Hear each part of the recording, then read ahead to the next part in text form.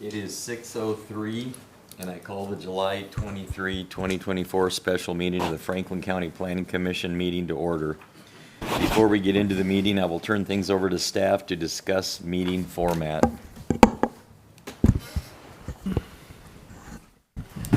So tonight's meeting will be conducted through hybrid in-person online meeting platform.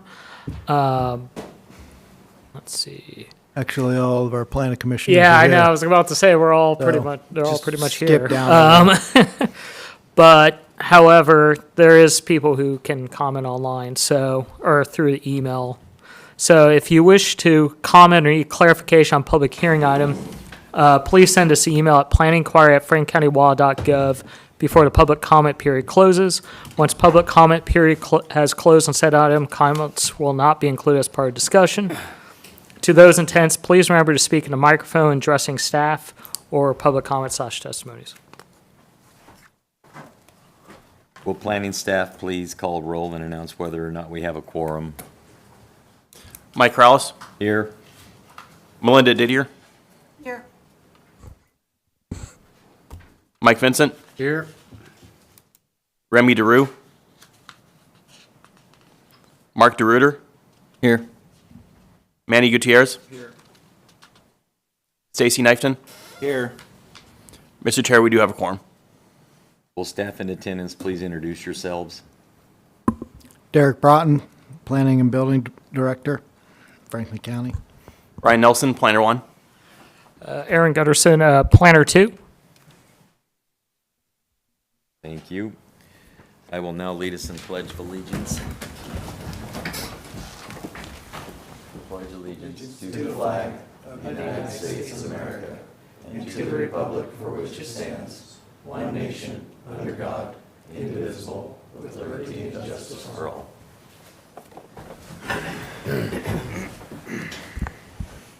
I will entertain a motion to approve the agenda for tonight's meeting. So moved. Second. It has been moved by Commissioner Knifton and seconded by Commissioner DeRuiter. All in favor signify by saying aye. Aye. Motion passes. I will entertain a motion to approve the minutes from the July 4th, 2024 meeting. So moved. Second. Who said second? Manny. It has been moved by Commissioner DeRuiter and seconded by Commissioner Gutierrez. All in favor signify by saying aye. Aye. Motion passes. It is now time for the public hearing portion of our meeting. Good evening and welcome. I will turn things briefly over to our staff host who will go over the ground rules for tonight's hearing. So here are the ground rules for tonight's hybrid meeting. In-person public testimony will be divided in two groups, for and against/neutral. They'll be called upon to speak during their allotted in-person public testimony section, giving their name for the audio record and position on proposal. Well, we don't have WebEx, so emailed comments received during the public hearing will be read into the record by staff after the in-person public testimony hearing. All comments and questions shall be addressed to the Planning Commission, should be relevant to the application and not be of a personal nature. Each speaker shall have 5 minutes to provide testimony and shall speak into the microphone. Please avoid repetitive comments. If there are a large number of speakers who are part of a group or organization, please select a representative to speak on behalf of the group. Behavior such as clapping, booing, hissing, or remarks is prohibited. Every citizen here tonight should have the opportunity to testify without such distractions. Are there any questions regarding the public hearing ground rules? Turning for a moment to our commission members, let us keep in mind that we are prohibited by law from communicating with members of the public on the subject matters of these hearings except in these hearings. We also may not participate in a discussion in which there is an appearance of conflict of interest to the average person. So let us take a minute to consider as to the matters which are before us for hearing today. Whether we have had any ex parte communications, whether we have had any ownership interest in the properties, whether we have any business dealings with proponents or opponents of the matters, or whether we have business associates or immediate family who either may be benefited or harmed by decision in these matters. Are there any commission members who have a declaration at this time regarding any items on the agenda? Mr. Chair, I have a declaration for public hearing item number 2, the cattle harvest facility. We received notification because we own a farm within the notification distance, but I don't know the proponents, so, But you will not recuse yourself? no. Very well. Let the record show there was one declaration, Commissioner Didier, and she will not be recusing herself. Mr. Chairman, I will not recuse myself, but I think I know everybody in this packet, so that's sitting here in the room, so.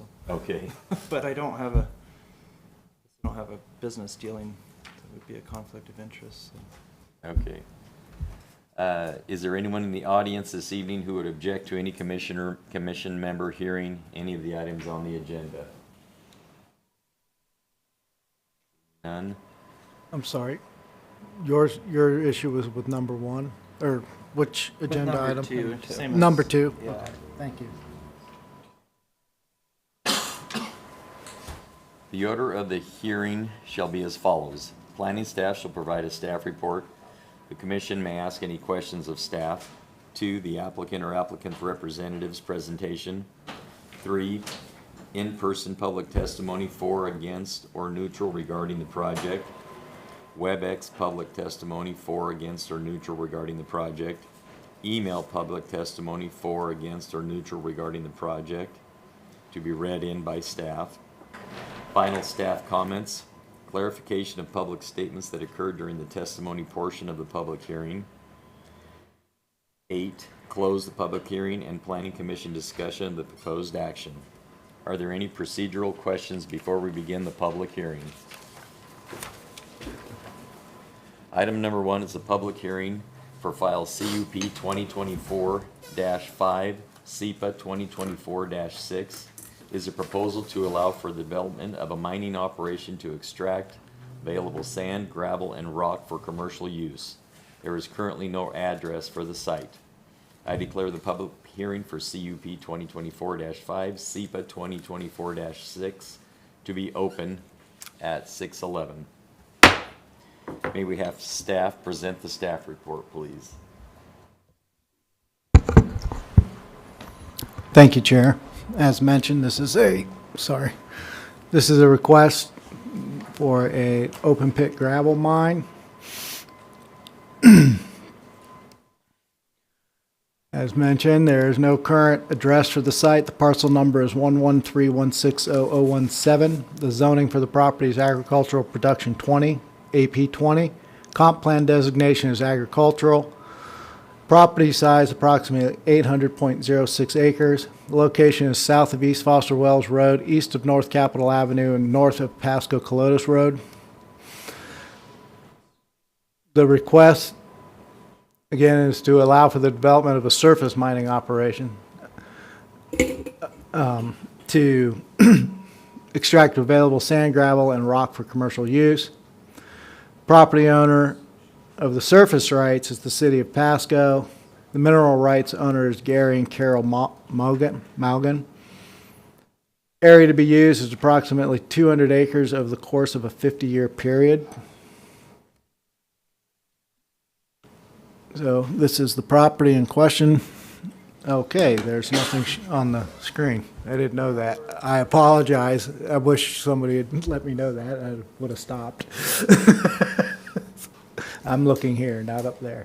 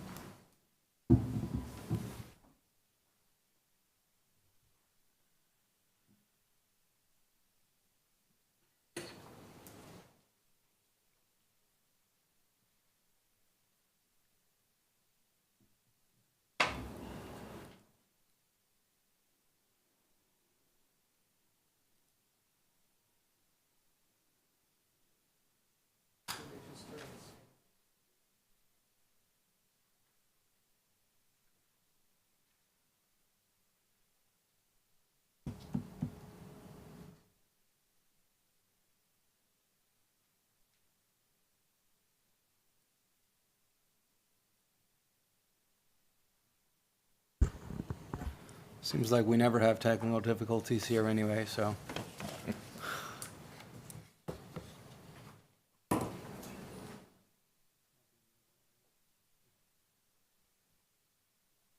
After 5, the gremlins start running around in the system.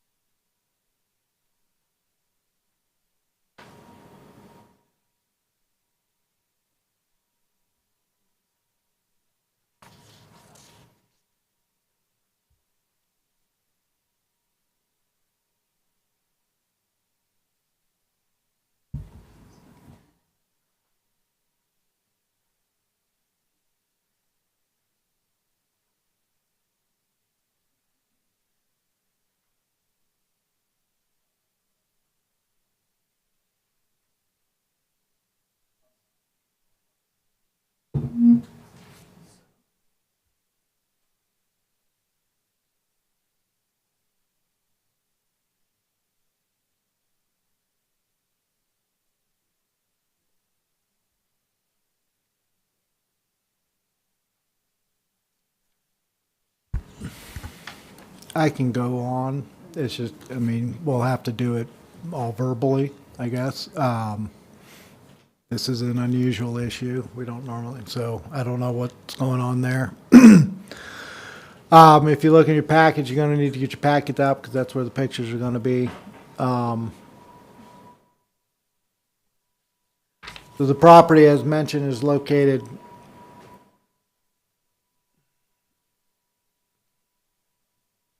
south of East Foster Wells Road, east of North Capitol Avenue, and north of Pasco Colotis Road. The total property is, it's basically abuts to Foster Wells Road to the south, and then currently consists of 5, most of 5. One of them's a little cut off, but full size, standard size crop circles, and then there's another little one in where the 4 crop corners meet. And it's just east of the Esquatzel Canal, it looks like.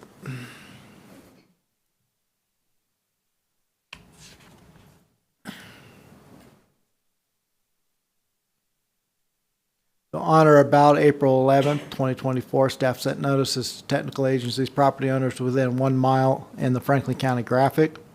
Staff also posted a pending land use action sign on the property on April 23 and issued a SEPA optional determination of non-significance. It's SEPA registry number 202-401-487. Public Works submitted comments on April 25th, 2024. Comments concerned approach permit requirements, site access requirements, and compliance with road restrictions. Washington Department of Ecology submitted standard agency comments on April 24, 2024. City of Pasco submitted comments on May 1, 2024 as the surface rights owner in opposition due to lack of permission and negative impact to their use for the property. Public comment, we received one public comment, and it was in support of the proposal. No public comments, and when I say public, I mean from citizens that were sent the notices, not agencies.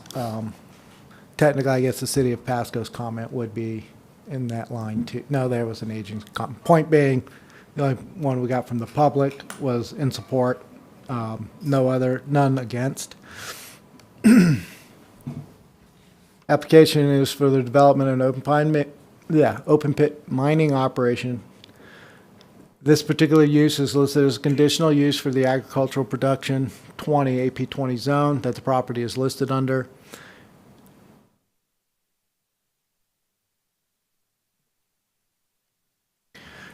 During research of the application, it was discovered approximately 561 acres out of approximately 800 acres of the property has an agricultural land of long-term commercial significance, otherwise known as an ALTAC designation. 434 acres has a Quincy Fields ALTAC designation, and 137 acres has a prime irrigated land ALTAC designation. There is approximately 158 acres that do not have an ALTAC designation. Both WAC 365-190-0501 and 365-190-0401 de-designation can only occur during the county's comprehensive plan periodic update cycle. So what that means is at this point in time, as the property sits, only the 158 acres that do not have an ALTAC designation would be eligible for this type of an operation.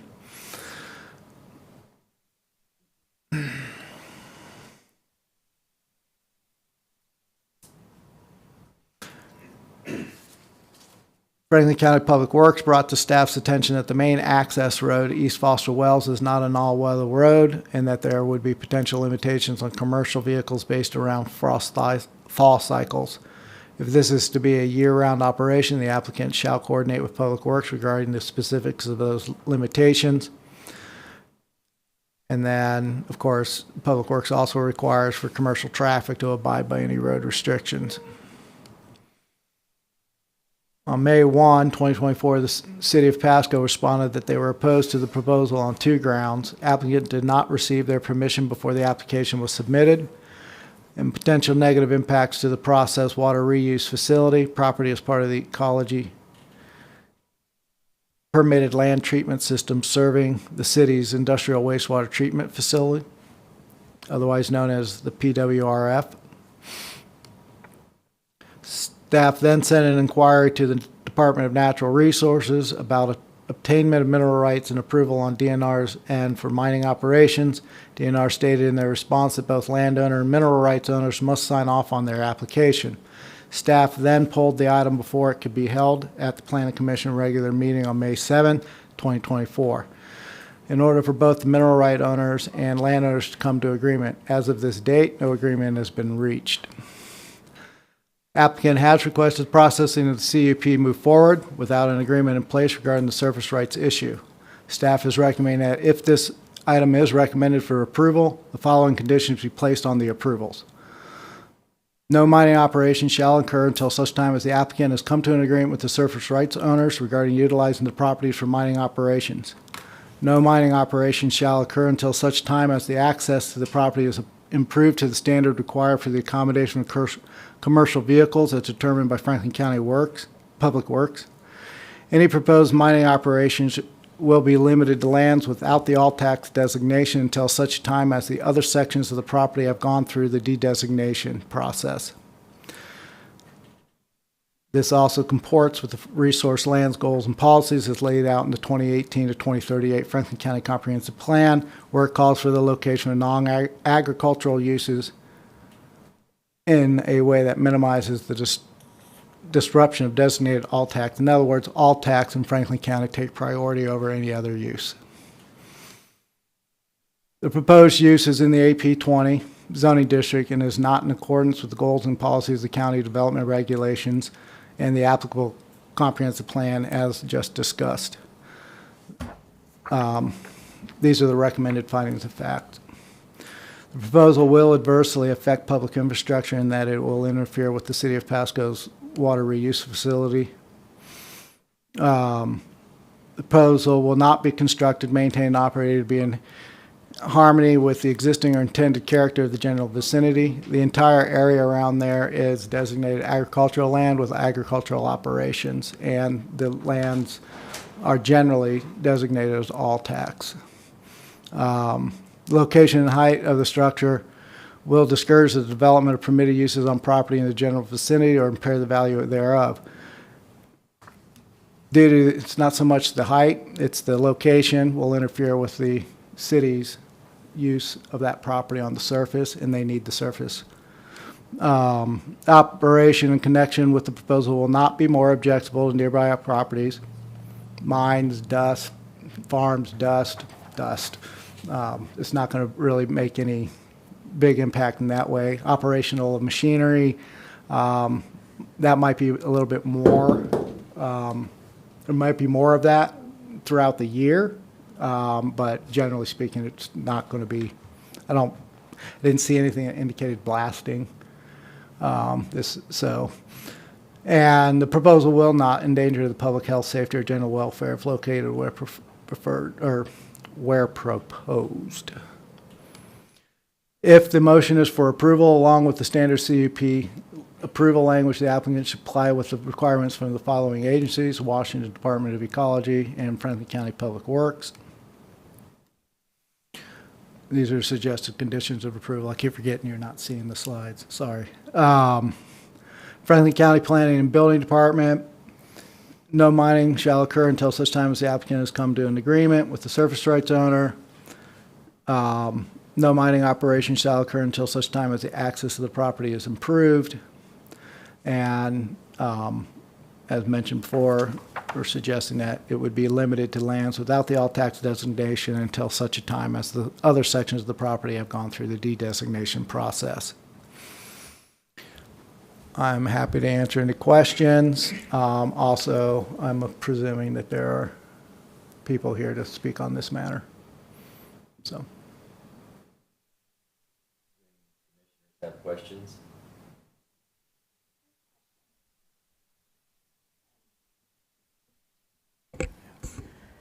This staff report was revised, is that correct? What do you mean From revised? the original one that was sent out? Is it this one that was Yes. revised? Could you tell me, because I couldn't find in there what the revision was?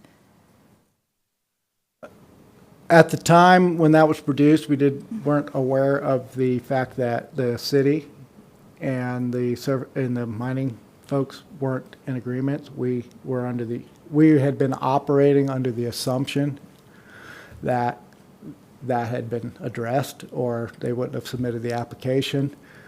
We found out that hadn't been addressed. And then that triggered the communications, and hence that's what changes our recommendation. Initially, it was a recommendation for approval because we didn't know some of these facts. Once we became aware of them, we withdrew it. We wanted the parties to have time to work it out. From what we understand, nothing's changed.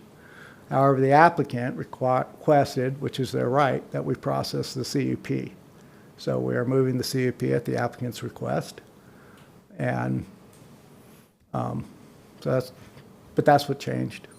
We changed the recommendation. So the county is still recommending denial then? County staff is recommending denial. Thank you. Any more questions? Does the applicant or applicant's representative wish to speak? Yes, You're the applicant?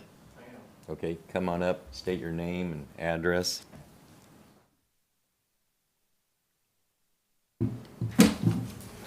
I'm Jeff Galacy. My address is 22889 Road P.8 Southwest in Mattawa, 99349. I'm the applicant for all the forms, and I represent Gary and Carol Mon for this project as their project manager. Free to speak? Yep. Okay. Mr. Bratton, you mentioned that initially the staff was going to offer an approval under the, a Recommend. recommendation of Yeah. approval. My mistake. If the owner and the city had an agreement for the land use, for the surface and the mineral rights, is that what you just said? When the application was submitted, there was no discussion regarding the surface rights. We were operating under the assumption that that had already been addressed. When we found out it had not, that is what caused the change, because without that in place, we can't recommend approval. What about the other issues here that are the will nots that have nothing to do with that agreement? Where did those, I mean, you have other conditions here on these 6 items of fact. Is it permissible for me to address him directly? Yeah. So some are due to, okay, so the proposed use is not in accordance because, as mentioned earlier, based on the comprehensive plan, the designation of all tax is the top priority. And so it's a matter of the fact that you've got some parcels or portions of that property, approximately 158 acres, that would be potentially eligible because it's not an all tax. But because the rest of the property is all tax, those are lands specifically called out by the county for agricultural use, and the rest, the other 600 or whatever acres left over, is not in accordance. So I guess it's a split. You've got some acres that would potentially be, but in staff's opinion, this proposal is not in accordance with the goals and policies of the county's comprehensive plan or the vision of what the county wants to see in that area. But it was under the assumption that the surface owner and the mineral rights owner had already agreed on the project. At that point, then it's really not our business, and then we would get into a question of whether or not the de-designation for the further acreage and things like that would happen. This is our recommendation. And it's articulated in the staff report as to why we made the recommendation that we've made. However, it's merely a recommendation. The planning commission can do what they wish with this information. I'm just hung up on the part that you just said that our recommendation was going to be to recommend this happen. Because we were not provided all the facts at the time we made our You recommendation. made an assumption. Once we got correct, the on- facts, we Can I- realized. Can I finish? That issue was about the Alltech now, but it wasn't then. And so that's I fuzzy guess to me. I'm not clear. Staff has already acknowledged that we made some mistakes in the initial submittal. This is, or the initial staff report and recommendation that we sent out because we were not provided with all the information associated with the project.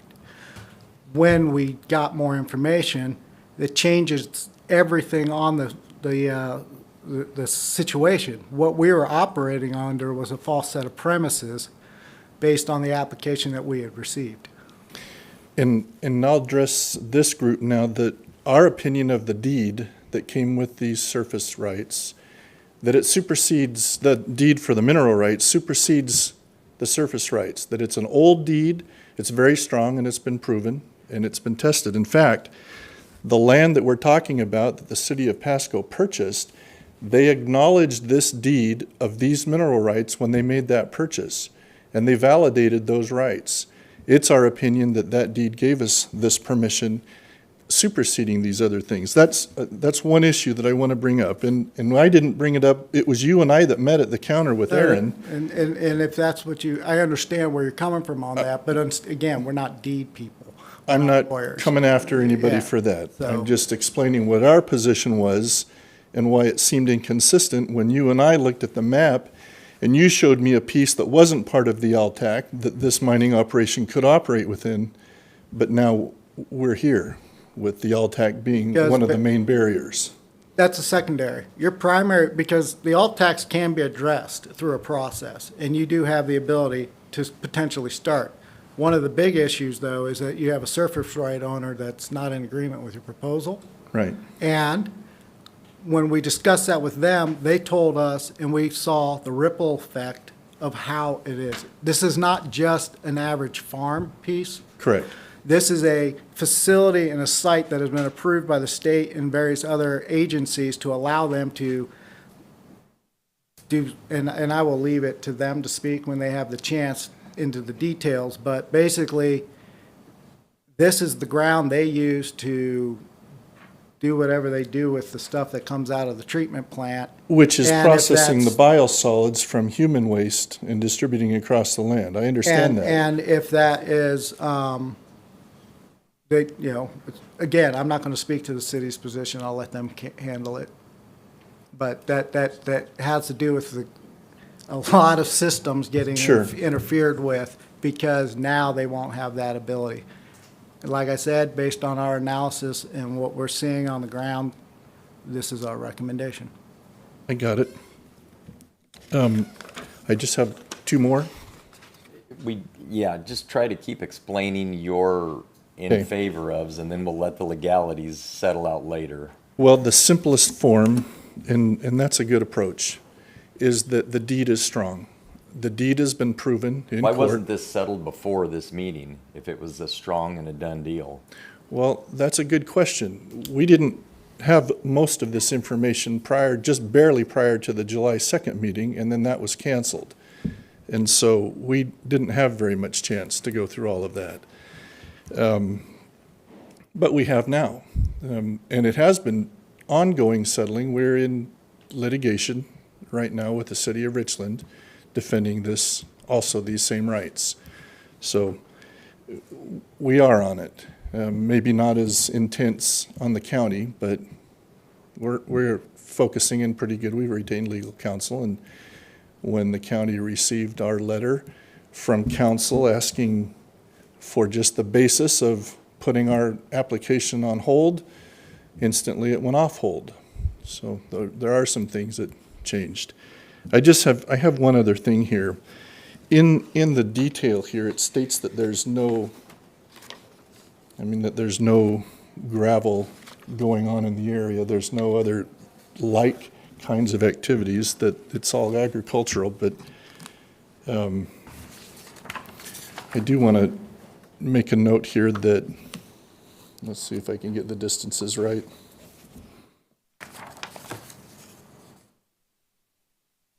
There's a pit 1 mile south of this project, and there's another non-commercial pit on the northeast corner of the parcel that somebody else has been pulling sand and gravel out of already.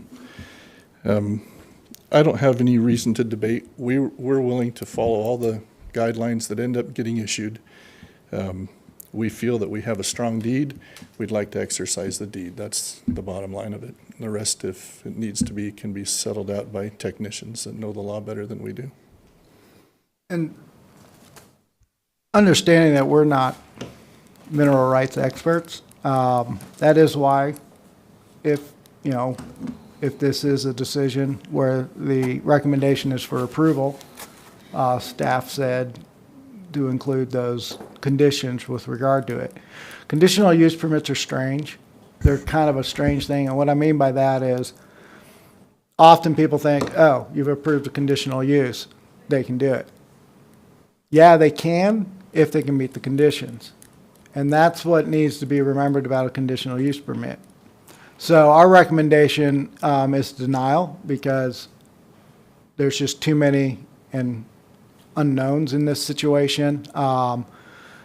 However, there's also, like I said, there's things that they would need to do in order to proceed if the recommendation is approval. So it doesn't really, so it's up to you guys. I mean, you have the information. Let's keep going through But, yeah. you're done? Yep. Okay. Is there any more? I got a question. Go One ahead. question, just clarification on, you said Altac? What is that? It's the agricultural lands of long-term commercial significance. That's AL tax. It's a zoning designation Yeah, that the county it's- has placed it- on pieces of land. It means that, okay, so under Washington state law, counties have to designate resource lands. There's three types: mineral, agricultural, and timber. We don't have timber. We have mineral and agricultural. So let's say we move forward, right? And this is approved. They get everything worked out. They've hammered their 158 or whatever that is. That's all done, and they're looking to move into some of this all tax ground. Well, what happens then is they would apply for a comprehensive plan change. That would most likely in this scenario be for a mineral designation.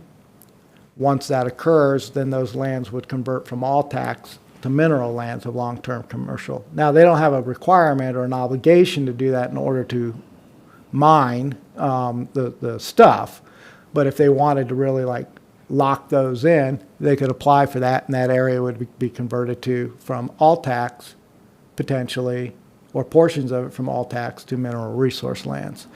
That's a process that can be achieved through the comprehensive plan update process, but that only can occur at, well, it would be in this cycle. If they were going to go for it, would be the recommended time, or they would have to wait another 8 years. So that's comprehensive plan cycle that we're just starting to get the ball rolling on that, and that'll be due in '26. The remainder of the conditions that were posted, not paying attention to the permission on the surface, they didn't seem restrictive to us. They seemed normal. Take care of the road, take care of everything else around, and they seemed normal. I have a question. Derek, how much time, I mean, we're talking about Altax, but how much time has actually been spent reviewing natural resources on this land and potential impacts on incompatible uses on this? I mean, you're talking about. You mean how much time will we spend to do right now we are where we are. And that was done during the last update cycle. This time we will be spending,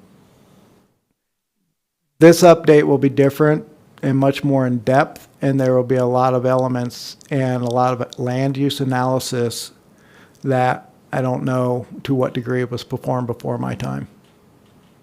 But we will be doing a pretty robust review of all the land uses in the county and ensuring that those are maximizing the opportunities for the landowners. But right now we're where we are. Thank you. Are there any more comments in favor? Any neutral or against?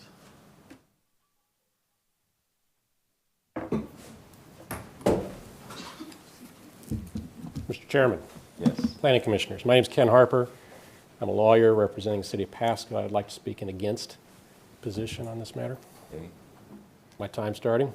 Go ahead. I All don't right. understand why this wasn't settled before this meeting, but let's get to it. Let's get to it. What I'd like to do to start off with is introduce some comments in the record. We sent an email to Mr. Broughton and Mr. Gunderson, but it came shortly before. Yeah, we got it passed around. I didn't know if you'd be able to or not, and what I'd like to do is also just hand up a binder that has the same materials that you guys can hold on to. If this thing goes up from here, you at least have a paper copy. And then I've got a thumb drive that's got the various exhibits electronically. Okay, so handing that to Mr. Gunderson. Okay, very good.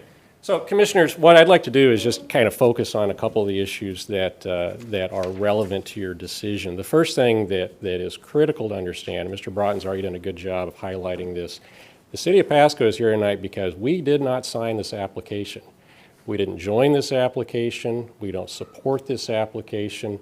The mineral rights are not the surface. The surface is not the mineral rights. We control the surface. And as you know, even if you've just skimmed the materials or just, listen to Mr. Broughton in passing, this is part of our processed water reuse facility.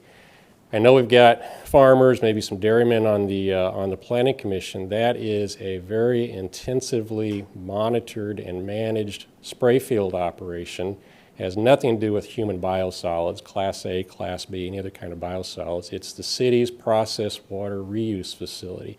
Every portion of that facility, other than the actual plant, is an agronomically designed, carefully monitored system that is critical to being able to uptake the nitrogen and other nutrients that come out of that processed water.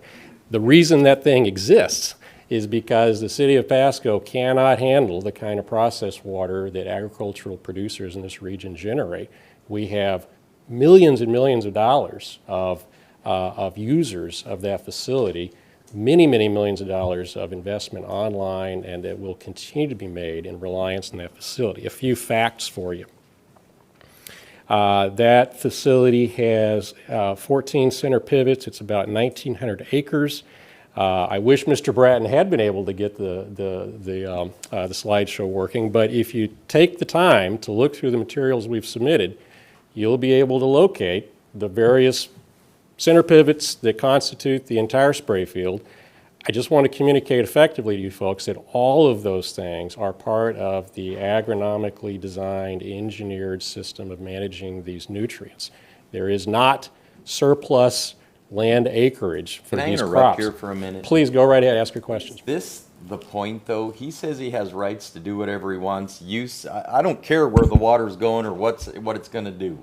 Who has the legal right? Let's talk to that. If you take a look, and I know you haven't had a chance yet, but if you take a look at tab 1 of these materials, you will see that the city obtained a title commitment to this very parcel back when we thought this thing was going to hearing in May.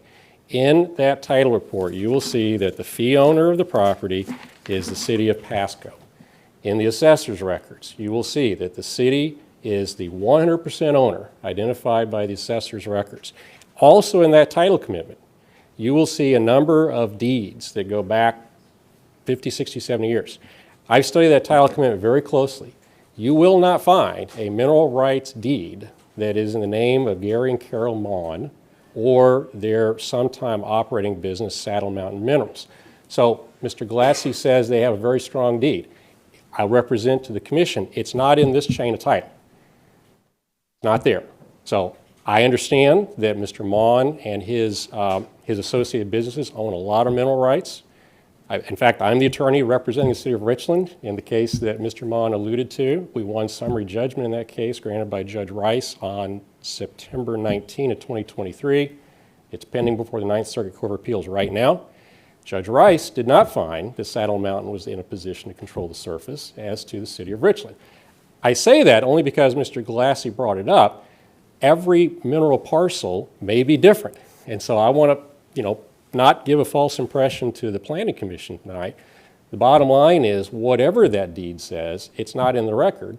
And our position in the Richland litigation, and if this matter goes up, our position is going to be that no mineral rights deed the City of Pasco has ever seen gives them the ability to control the surface contrary to the surface owner's interests.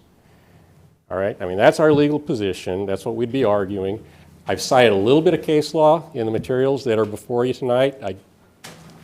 I think it was you, Mr. Chairman, said that the legalities will be sorted out later. And that's really what I encourage. The main thing that I want to say in the last few moments I have here is that I encourage you to take the time to review the materials we've submitted If you have questions, I encourage you to get legal advice from your staff and be able to make findings of fact that correspond to what the law really is. Because we do not think that they have the ability to control the surface. That is exactly what got litigated in the Richland case. There is a doctrine in Washington law that says a mineral rights reservation to all minerals, where you're talking about things like common sand and gravel, does not mean all minerals, because if it did, then the grant to the surface owner would be non-existent. And that's exactly what we find here. If the deed to the mineral rights is what Mr. Glassy claims, which again, you won't find in the title commitment, but if it is, then what that means is the city essentially has no rights to the surface. And that's why, Chairman, I wanted to emphasize the PWRF significance of this thing, because we do not believe this can be adequately conditioned under any circumstances. It will use the surface. It's a 200-acre surface mine. It will destroy the ability of the PWRF in that very closely balanced, engineered farm management plan to meet our nutrient loading. So we strongly disagree that Mr. Glassy's view is that he can do whatever he wishes. I also want to take a little bit of exception to Mr. Bratton's comments. I totally support the recommendation of denial. Where I disagree with Mr. Bratton is on his point that a couple of the CUP criteria could be in favor. Our recommendation, my argument to you, I guess, because I'm not making a recommendation, my argument to you is that if you look at the Franklin County Code CUP criteria, none of them are in favor of this application. I'm going to skim those real quick so you've heard my argument on them. Mr. Bratton's exactly right. It's not in accordance with the comprehensive plan. You've got exclusive ag out there. This is not ag. It will affect public infrastructure. The process water reuse facility is a huge piece of public infrastructure, and the spray fields are no less a part of that public infrastructure. It's not in harmony with the ag character of the vicinity. Where I say I take a little bit of exception, Mr. Bratton says dust is dust. That's not been my experience. I've represented folks who have exploited mineral resources, developed mineral resources. I've represented folks opposed to that. A mineral processing facility, not just mining, but if we're talking about processing, creates dust and debris on a whole new level. It is not compatible with nearby farming operations unless significant mitigation is imposed. We don't have that degree of mitigation here, so I don't think I agree on that score. It will impair the value of the PWRF. It is more objectionable than agricultural uses, and we think it would be a nuisance, to say the least, if our operations had to yield to the 200-acre surface mine. So what I'd like you to do, Commissioners, I'd like you to study the record. I'd like to take the time to make good, thoughtful findings of fact, and I would like you to ultimately decide to support the recommendation of denial. Happy to answer any questions. Are there any questions? Thank you. Okay, thank you all. Is there any call-in public testimony? Is there any email public testimony? Staff have any final comments? Nope. Is there any clarification of public statements needed by anyone?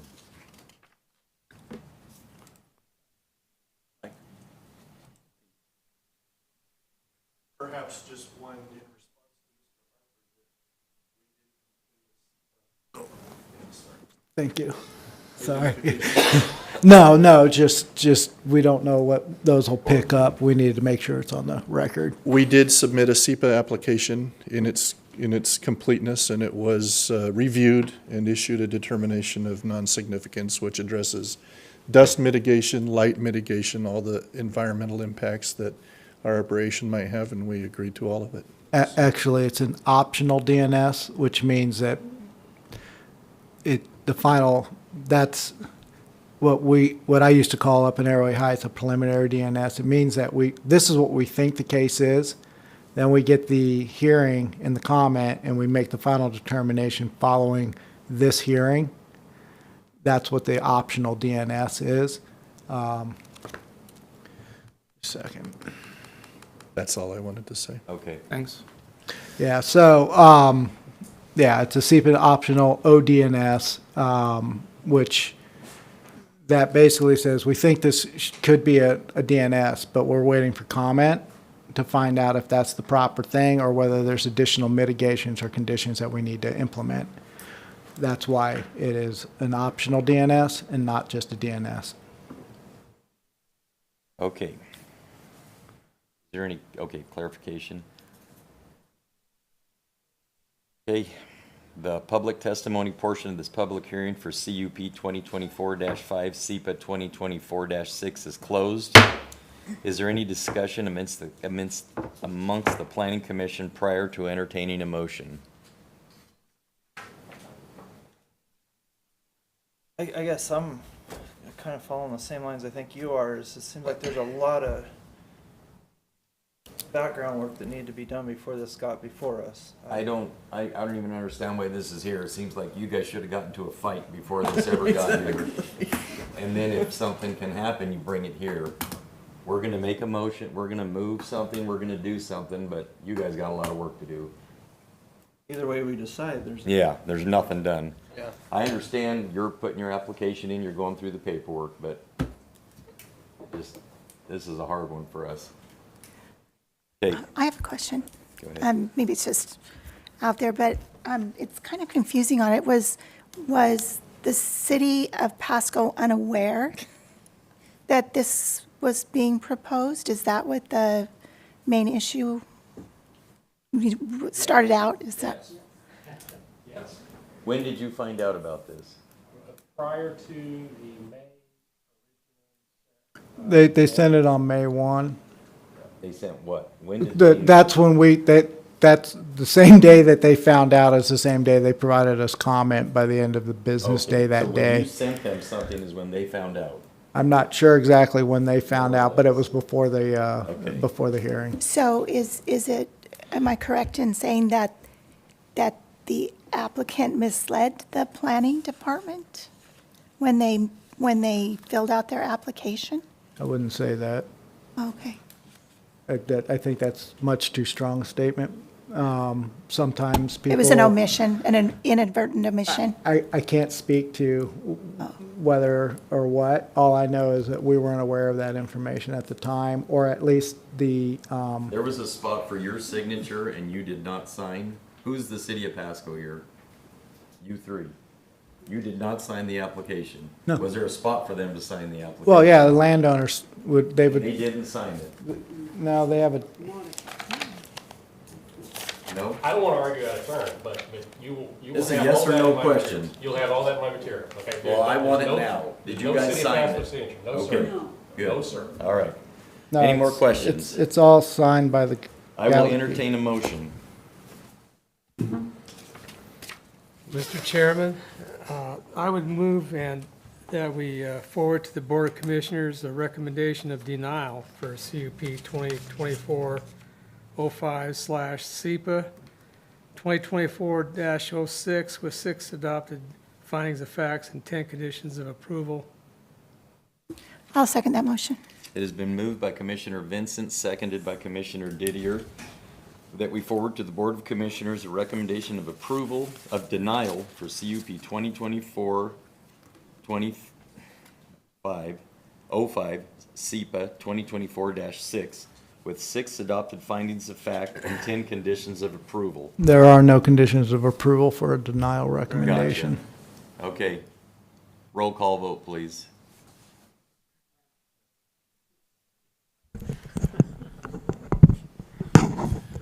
Mike Crowlis, I don't even know how to vote on this. Yes, we are denying it.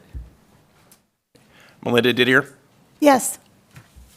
Mike Vincent, Yes. Stacy Knifton, Yes. Manny Gutierrez, Yes. Mark DeRuiter. Yes.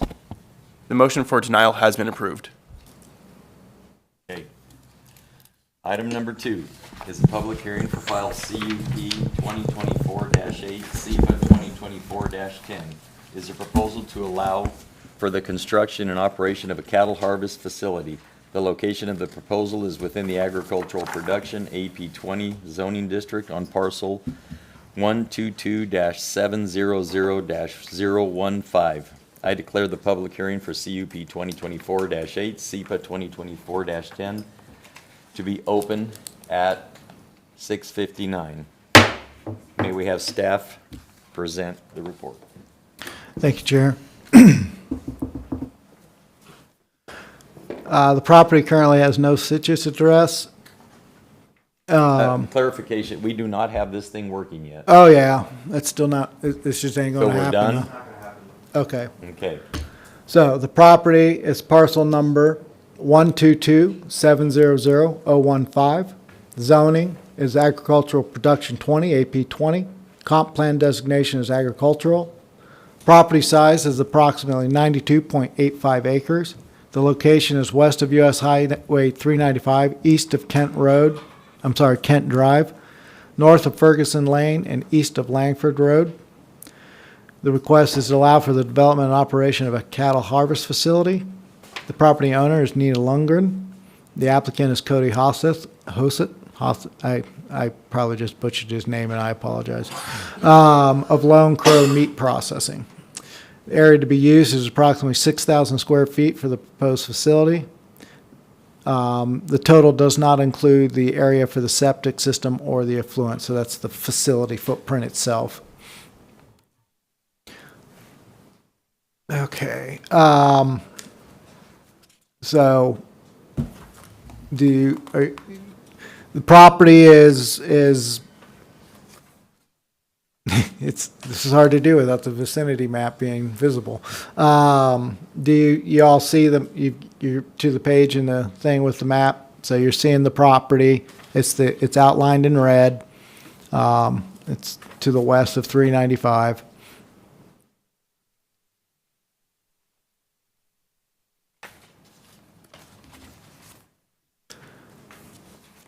The site plan shows basically, the basic footprint of the site.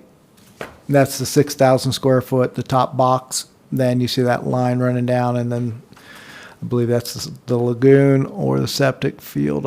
It's hard for me to see because it's smaller. I guess I could look, but anyway. So, they are proposing about 1,000, 2,000 head of cattle per year, depending on demand.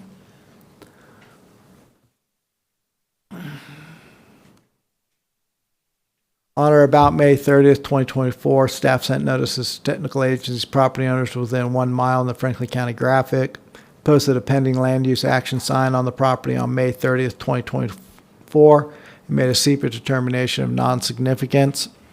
SEPA registry 202-402-318.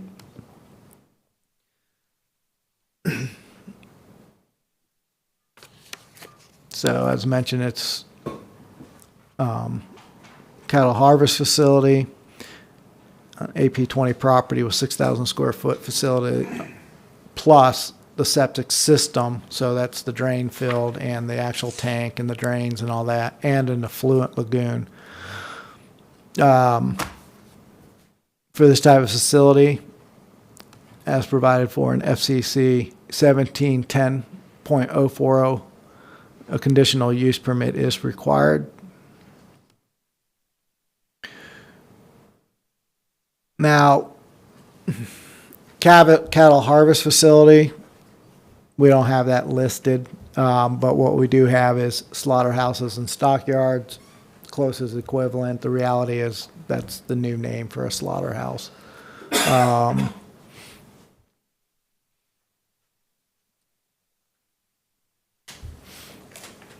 So, agency comments include from Benton Franklin Health District, an application for an on-site sewage disposal must be submitted. Public water supply must be approved for use consistent with WAC 246-290-291 and or Benton Franklin District Board of Health Rules and Regulations number 7. Construction use of a lagoon for effluent must be permitted, constructed, and its use approved by the appropriate. Oh, okay.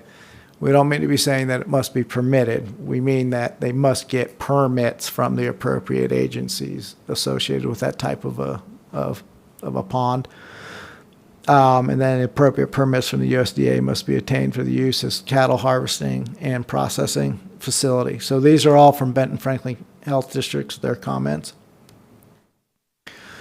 Department of Agricultural Farm Service Agency had no comments. An approach permit is required to access Franklin County roads, that's Public Works, and any utility extension crossing Franklin County roads will be addressed at the time of application. This building would be the first building on this parcel, which would need a structural address. The structural address would become a partial citrus address. That would be issued at the time of the access permit. When they get that, that's when they'll be assigned their address. And then, yeah, it's not apparent on our current imagery where an existing access point from Kent Drive. So as mentioned, the new access point will determine specifically what the address number is. And building and or grading permit applications shall be submitted to the Franklin County Planning and Building Department. These are Franklin County Planning and Building comments. For any structure requiring such permits as deemed necessary by the county building official.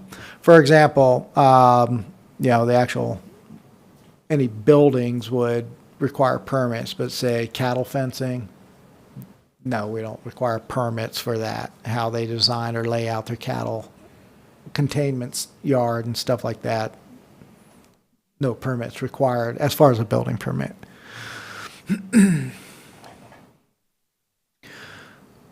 Setbacks for any structure on the property will need to comply with the Franklin County Fire Code, which basically means 25 foot in the front, 25 foot in the rear, and 20 foot to the side with a 15-foot separation between structures. Basically, it's because there's no fire hydrant within 500 feet. And then due to the fact an open lagoon will be used for effluent, Franklin County Odor and Fly Control Plan, as detailed in the staff report, shall be adhered to. And then Department of Ecology provided a letter. The recommended findings of fact is that the proposed use is in accordance with the goals and policies of Franklin County development regulations and the applicable comprehensive plan with appropriate mitigations and conditions. The proposal will not adversely affect public infrastructure. The proposal will be required to be constructed, maintained, and operated to be in harmony with the existing or intended character of the general vicinity.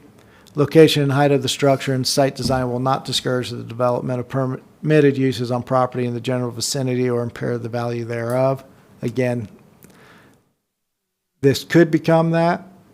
It's all a matter of the conditions that put in place and the ensuring that they're maintaining and meeting the requirements throughout the operation of the facility. The operation in connection with the proposal will not be more objectionable to nearby properties by reason of noise, fumes, vibrations, dust, traffic, or flashing lights than would be the operation of any permitted uses in the district. This is a right to farm area. These types of facilities are considered an agricultural activity. They are, some of it's going to depend on your sensibilities as to whether or not this is more objectionable than other activities. But generally, it meets the definition and requirements of a farming community. When you're raising cattle, it's a good idea to have somewhere for those to go to get processed. They're very limited right now. But like I said, a lot of it will have to do with us and other agencies ensuring that they're maintaining the facility the way they say they're going to. So, and we presume all applicants are going to abide by the regulations in the way that they're supposed to. If not, then we will find out and we will take the appropriate action to deal with those situations at that time. But our assumption is all applicants are going to abide by the regulations. The proposal will not endanger the public health, safety, or general welfare if located where proposed. In addition to the standard CUP language, it's recommended that the applicant shall comply with the requirements from the following agencies: Department of Ecology, Benton Franklin Health District, Franklin County Public Works, and Franklin County Planning and Building Department. And I am happy to answer any questions. Any questions from commissioners? I have a question. My question has to do with, it states in here as one of the conditions of approval for odor and fly control plan. And it's referencing dairy, which is, and why I'm asking this question is because it's saying that an open lagoon will be used for effluent. Can we be more specific on what effluent consists of? And how one hopes to control odor and flies? That is something that they would have. You don't generally have that in place beforehand. It can cost some money. So you Right. get your approval to proceed. This goes back to the statement I made earlier. Just because a CUP is approved doesn't mean that it's ever going to actually happen, because the applicant will have to meet whatever conditions are in place. So it's an affluent pond. Whatever those types of facilities use those ponds for. So Do we I know- would do pretty we know? much know, what do you mean, do we know? Well, what, because I'm not familiar Any with this type of- slaughterhouse Yes. is going to have something like this, Oh, generally we're speaking. talking offal, Probably. blood, Again, wash water. it's, are the applicants here? I'll let them speak to Okay, that. okay. And the reason that, like I said, that I did ask that is because it appears to me that the odor and, fly control and all that is specifically addressing a dairy facility, not a slaughterhouse.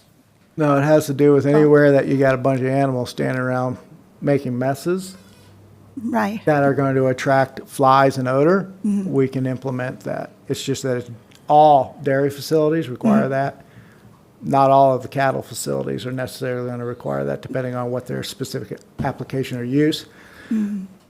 Obviously, an affluent pond is going to have a high likelihood of either producing fly or attracting flies and or odor. So Yeah. how are we going to mitigate against that? But again, I'm going to leave that to the applicants to speak to. Okay. They know their operations better than I do. Right. Thank you. More questions? I just have a question on the general picture here. I can't quite make out everything. I see building and lagoon. I don't quite understand. That's about it. There's one smaller square at the bottom. Okay, because yeah, without it's hard for me to see it as well, Yeah. because it's not enlarged. I believe that think that's the a effluent septic. is going to be down in the southeastern corner where there's a big box. I think that's what you're referring to. And then the actual facility is going to be closer to Kent Drive. Okay. And I think the septic's going to be somewhere in the middle, Okay. based off the rough drawing that we were provided. Okay. I have another question. So the location of the lagoon to any surrounding, residential farm areas, do we know what that distance is? It's about. No, we don't. I did this already once. I want to say it's 3/4 of a mile to the southwest. Okay, but we'll get more But information about that. I could be wrong on that. I can't remember off the top of my head. Okay, I don't know, if they are, they should have been notified, and they may be here to speak to on the matter. comment. Okay, thank you. Okay, we're ready? Hey, does the applicant or applicant's representative wish to speak? Thank you. My name's Tony Meacham. I am the attorney for the applicant, Lone Crow Meat Processing. Thank you for considering the harvest facility. I'm open to answering any questions that you guys have, and I know there are some. Quickly, though, I wanted to kind of give you guys a little bit of an update based on Mr. Broughton's recommendation. One of the big factors here is this is an economic benefit to not only ag, but our cattle industry. As many of you may know, McCary's used to be a facility that we could go and harvest our livestock, and we no longer have that. So having this opportunity to have a facility available for people that are raising cattle is a huge opportunity, and it's a huge boon to us in the ag industry. Currently, we don't really have a USDA-allowed facility that we can go to that's local, so we are very limited when we are raising cattle. One of the other things that's kind of been a benefit, during COVID, many people became aware that you could buy beef from the actual people that are raising it. And that's been a huge source of funds for people that are raising cattle. But without a facility to harvest those cattle, you don't really have that ability to market your own product. And so you're back to being at the mercy of the big companies like Tyson. So having the opportunity to have a facility like this in our community is very important to those of us that raise cattle and are in ag. One of the things I did want to talk about is that USDA is not actually a permitting entity. They're a compliance entity. So USDA does not actually give a permit for this facility. They come and make sure it's in compliance. So USDA will actually not be at this facility until after it is built and being moved forward towards actually being at its full productive capacity. So just so you know, USDA doesn't really have as much to do with it until the end. To deal with that aspect, one of the things that Lone Crow has done is they've hired a consultant named Jim to help make sure that this facility is built to USDA spec and has a HACCP plan. There's really no point in going forward if you're not doing what USDA is going to require in the end. So we've already gotten ahead of that, making sure that this facility will be top-notch, built with engineers, engineering, and going to be, again, a boon to our ag community, not something that's an eyesore or causing drama in the long run. I did hear your question about the lagoon. The lagoon will not have offal in it. It will just have blood and wash water. So because we want to be very clean, very compliant, making a product that's going to be marketable, if Lone Crow doesn't make a product that's marketable, they've just lost all their money. They've lost all their investment. No one's going to take their cattle to it if it's not top-notch. Therefore, the plan would include wash water to keep that facility very clean. A plan with the offal would be to compost it. So we're having another product that can be turned back into agriculture. So the lagoon itself will only have blood and wash water. The other question I heard was, how far away is this? This is about 3/4 of a mile from any residence. So we think that the concern to neighbors, any impacts to neighbors, is very much mitigated under the current plan.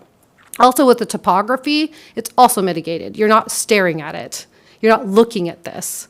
This is a more hilly area and will be very much mitigated from the neighbors and any impact it would have in the neighbor, which, again, this is an ag area. This isn't a residence. We're not talking about putting this in downtown Pasco. When we're talking back to the McCary's facility, that actually is very close to the town of Basin City. This is not going to be super close to the town of Eltopia. This is far enough away that it really will not impact the citizens of Eltopia.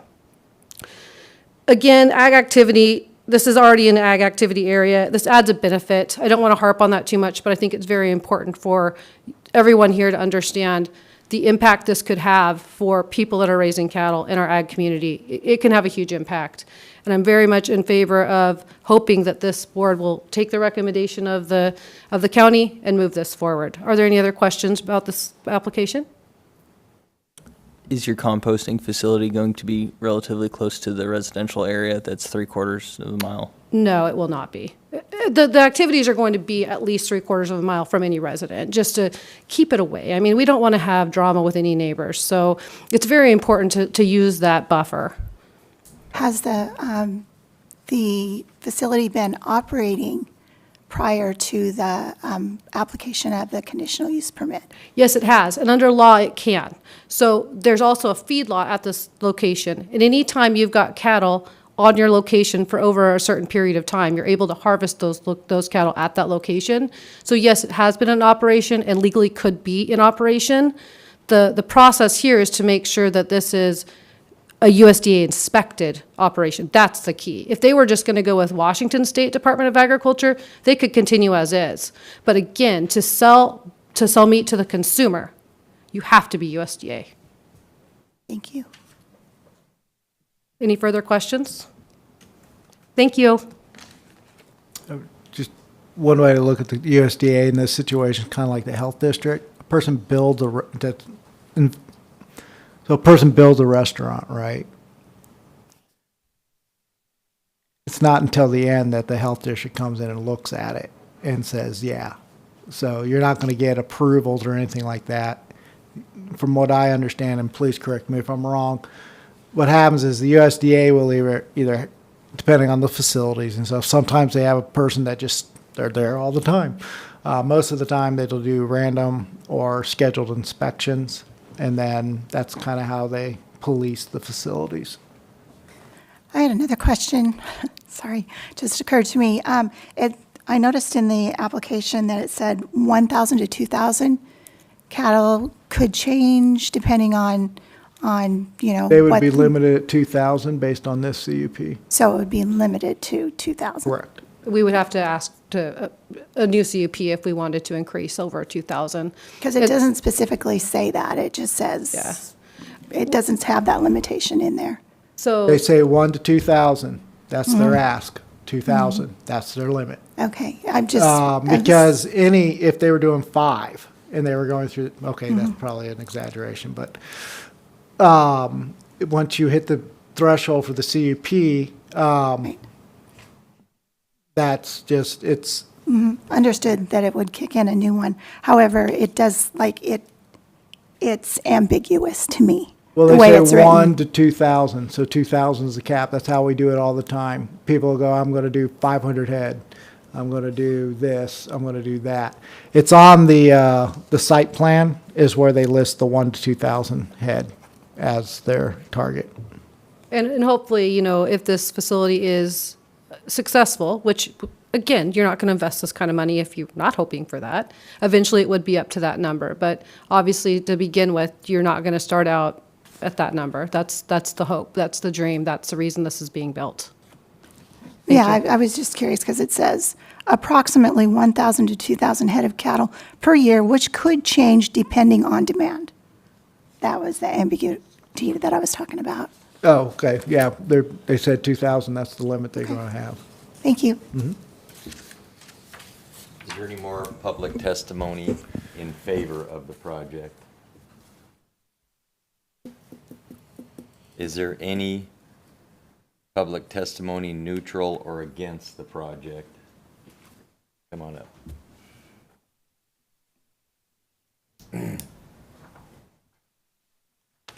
I'm Robert Wallen.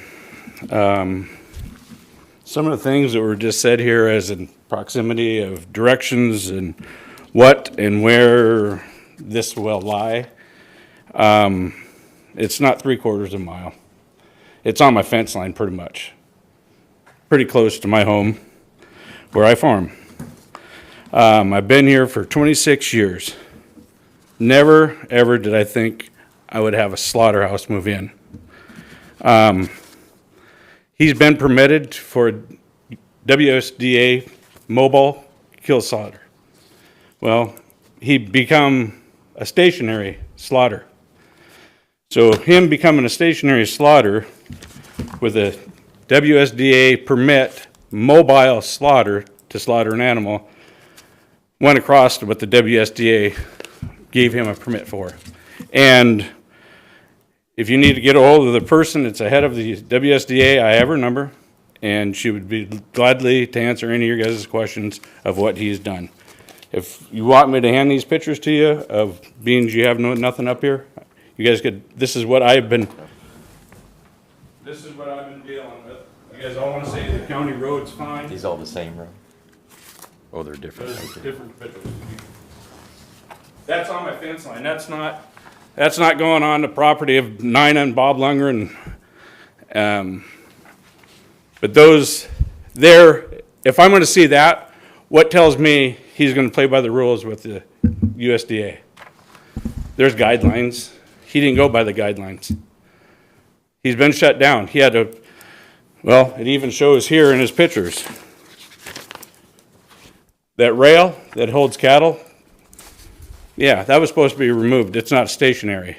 The van trailer that smoked like a chimney tells me, how safe is that meat to eat if you want to be safe?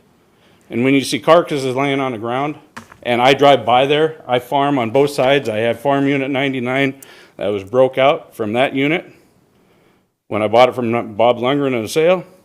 And my other adjacent property, you can see on the fence line, he has taken and brought stuff in there and just dumped it, and concrete from his store up in Connell, and just dumped it on my fence line. So am I gonna feel safe in my farming operation?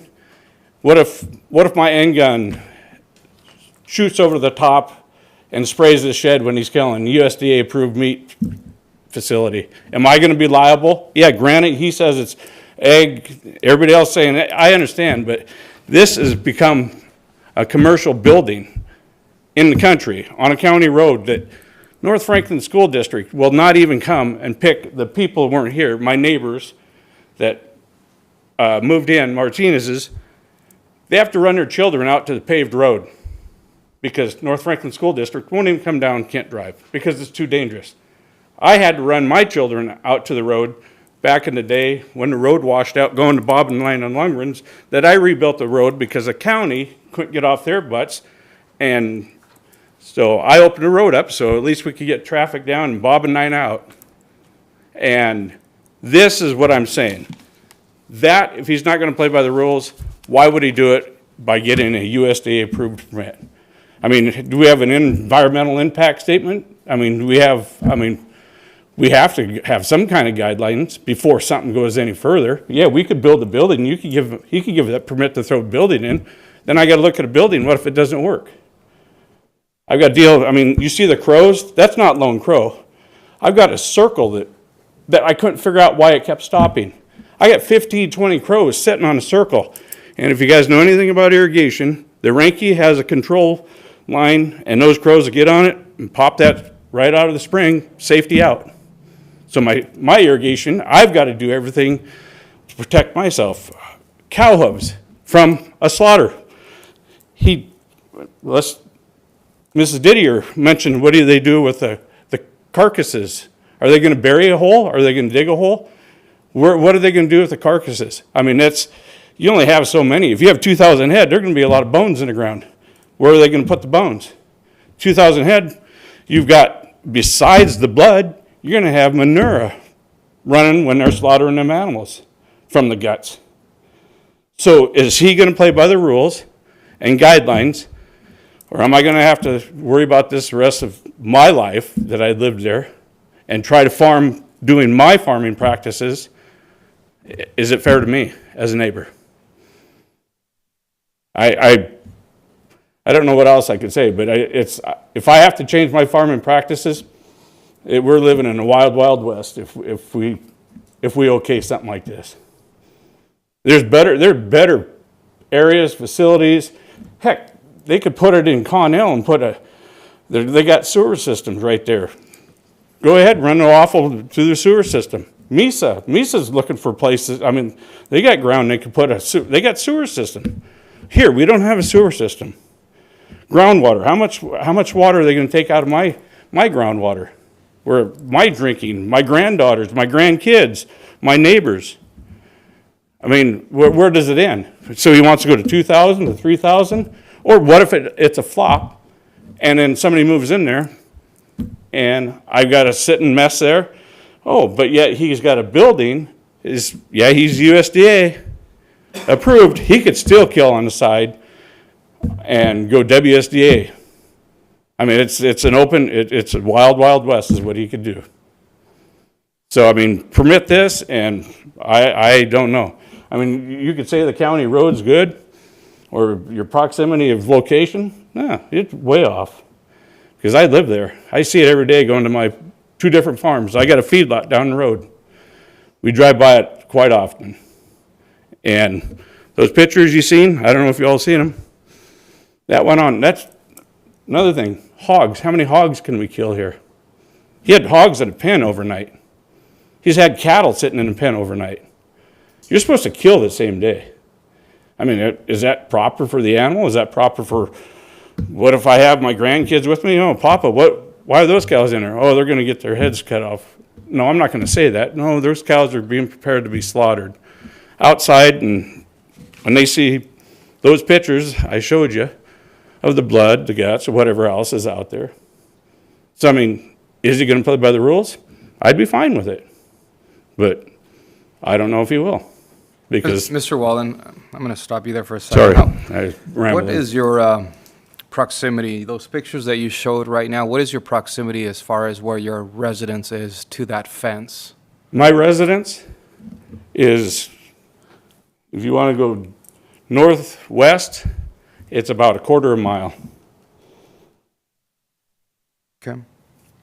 Across my field, my hay fields are right there. That's where I'm standing there. I'm standing on my property. And as far as... another thing, this property, over the years, since I've been there, 26 years, has flooded several times. And if you guys look at the maps on his Google Maps, there's an irrigation pond. You can't build next to an irrigation pond. I mean, when I got permits to put a well in down for my cattle, I'd be X amount of feet away from any domesticated and irrigation water. Sorry for interrupting you. No, you're all right. As far as your concerns and the questions and the comments you were making as far as carcasses, we can't answer that for you as far as the body. We only make a recommendation. Right. Keep that in mind. Okay. But I mean, where I'm saying is, what is he gonna do? Is Baker Commodities gonna come in here and take his carcasses away? I mean, is there a game plan for that? Or are we just gonna keep burying them down there below and put manure over the top of it and compost in it? If you've been in connection with the WSDA, what's their opinion? Have I been with You USDA? said you've had. I have WSDA. Jacqueline, you need her number? So is the facility still operating? No, they shut him down. He's under investigation right now. He was supposed to move those rails out of there. And yeah, you could call me a snitch or whatever, but would you guys want that in your backyard? Would you want to look at that? I mean, I deer and elk hunt, and I don't even lay my carcasses out in the ground that long. I mean, they'd start in the morning when the sun comes up and finish with headlights on. And then they'd put them in, I mean, if it's 100 degrees out, you think that van trailer is going to chill it down fast enough to get it to where WSDA, she says, mobile kill. She is licensed for mobile. And I said, I'm fine with that. But as soon as that kill, that carcass has to be hung, gone to a rail to wherever it's going to be processed. And from where there, I don't care whatever he does. But if I have to look at this the rest of my life or wonder what's going on in that building after hours, who knows? I mean, it's, like I said, would you guys like to look at that in your backyard? Would you like to go for a walk around your farm? And I mean, I got a family of skunks I swathed in first cutting. I ruined part of my crop. Like I said, I got cow hooves. I got more feral cats than I've ever seen around, ever. Coyotes. I mean, have you ever seen a golden eagle? Biggest bird I never, I thought, what in the world is that? First calf heifer's dumping a calf out. That golden eagle picked that afterbirth up and took it away as the mom is trying to protect the calf. And I'm like, So smell of death, what's it bring in? Scavengers. Bottom feeders. Any more questions? Like I said, I'm rambling. I'm a little upset. I would also concur, based on what I'm seeing here, it's closer to a quarter of a mile, not 3/4. Which property? I'm looking at. There's one property. There's a property, that's the closest one, and it's about a quarter mile away, and it's to the southwest. That's the one I was talking about. I don't know if that's your place or not, but that thing right there. It's about a quarter mile away. That's mine, that's mine, that's mine, and my house sits right there. Right there. Yeah, that's what I said, right there. Where? Right there. Nope, that's not my house. That's Josh Younger's. And he would have been here, Where's but you your guys house? canceled your meeting last time. My house is right there. You're this guy. Yes. 2022 and 2020 Kent Drive. about a half, somewhere between, it's over a quarter, but I would say less than a half. But my farming operation here is getting destroyed. Oh, I was just speaking to the residents. So this guy to the southwest, I thought that was your place. I apologize. That would be. That's the one I was So- referencing. So how close are we gonna be permitting somebody to build on the fence line? Our codes only speak to certain elements that we can enforce. So, and that's what our recommendations are based on, what's in the code. So technically, you're not going to like the answer, but technically, they could be 20 foot off your property line, off of their property line. I don't know if that fence line's running right down so in theory, they could be up to, because we don't have any requirements for additional setbacks under county code at this time. Wow, it's, when there's that vast area that they could go, or even maybe go down below where the cattle are, not up there where the cattle are brought in from who knows where they come from, brought into that. Right, sir, I don't. They could build down below maybe where there's already water rights and I be out of appreciate sight, out of mind for that- people on Kent Drive. And I appreciate that. Just understand that our recommendations are based on what we have. I can't tell a person you need to move it on this part of your property.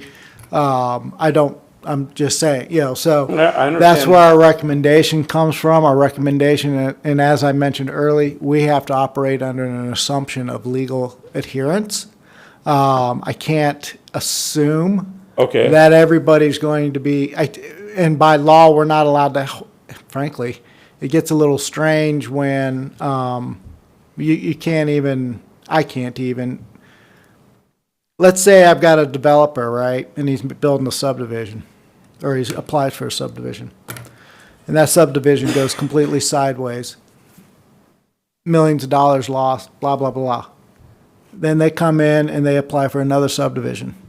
I can't use that action in my decision-making process because it's a new application. Every time I get an application, I have to assume compliance. If compliance does not occur, then it falls on us being my department, to enforce the regulations and/or bring in bigger guns to enforce it. But that's where our recommendations and stuff come from. That's why it is important for folks in the public to come and speak, because like I said, we try very hard, staff, to not have an opinion, because our job is not to have an opinion. Our job is to review the application against the requirements of law and base our recommendation on that. Hence, the recommendation for approval is because it does meet the requirements of county law. Okay, are you taking in, this is more or less going to become a commercial building in an agricultural zone? That's correct, sir. Just about all commercial uses in Franklin County in the ag zones require a conditional use permit. Okay, I understand that. Okay, so my farming practices, you would okay, here's a fence line. My end gun, if I got a north wind blowing, there's several farmers in here, they know. That end gun blows over on that building, am I becoming liable? Sir, I can't speak to that. I'm not a Wait, lawyer, saying- and I'm not a asking you would liability. all right, you'd be okay giving that permit out on 20 foot away from my boundary? You're asking my opinion, first of all. Second of all, I don't have an opinion because that's not my role. My role is to review the application I and make a understand. recommendation by law. In this case, if that's what the county said is allowed, I would have to recommend approval because that's my duty. My duty is to review the law as written and the applications and make my recommendation. It has nothing to do with whether I think something's a good idea, a bad idea, a fabulous idea, or a waste of time. Our recommendations have nothing to do with what we want or think. Our recommendations are based on our best interpretation of the codes and whether or not the application meets the requirements of the county code, and then we make our recommendation. Other bodies may take those types of things into account. But my staff, we are technocrats, I guess is the best way of putting it. It's all technical with us. I'm saying that's my recommendation. You keep looking at me as if No. I'm not go the ahead. guy that does the Okay. permitting or anything. I am processing an application and we've made a recommendation. Yeah, now, and we've kind of hit all the points, I think. Now, you do understand that our recommendation means nothing, right? Right. It goes does to the- not mean nothing. It means carries nothing. weight. They have turned things down that I would just as soon kill them for. Well, okay. This thing goes to the commissioners, and they make the final decision. I That understand. is That's correct. where the fight ends, is over there. But the record gets closed after this meeting. I don't know what that means. That means that no other new evidence can be introduced. And that's why it's important They've taken when, attorneys to those meetings and fought for that's things. a different, it depends on what the situation is. Okay, There have been well. appeals and there's various dynamics, but generally speaking. Okay. Well, But let's, your we need to, opinion we does need to matter. move on. I understand. We gotta, You guys need Angela's number, Jalik, or Finley, the They- we WSDA can't do lady? that now, because there's gonna be a motion made today in about 5 minutes. Okay. And that's, yeah. No, I mean, like I says, I'm protecting my farm that my wife and I moved from Enumclaw. I grew up on a dairy, lived on a dairy. I've been around cows all my life. Moved over here, thought I'd have a great wife, great life, everything. I lost my wife 8 years ago. And if she was alive, if my neighbor Brian Messenger was alive, and I guarantee if Bob Lundgren was alive, this would not be happening. Because I know how he was. I know how all my neighbors that are all dying, passing away in the neighborhood. And like I said, you can see what that road looks like. You want to put a slaughterhouse on that road? Yeah, you better find North Franklin School District more buses to go on a crappy gravel road. Thank you. Is there any more negative testimony? Yes? Come on up. Thank you.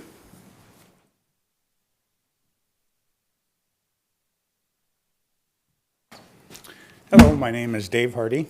I live on 1230 Kent Drive in Eltopia, approximately 600 yards from where this proposed site is at.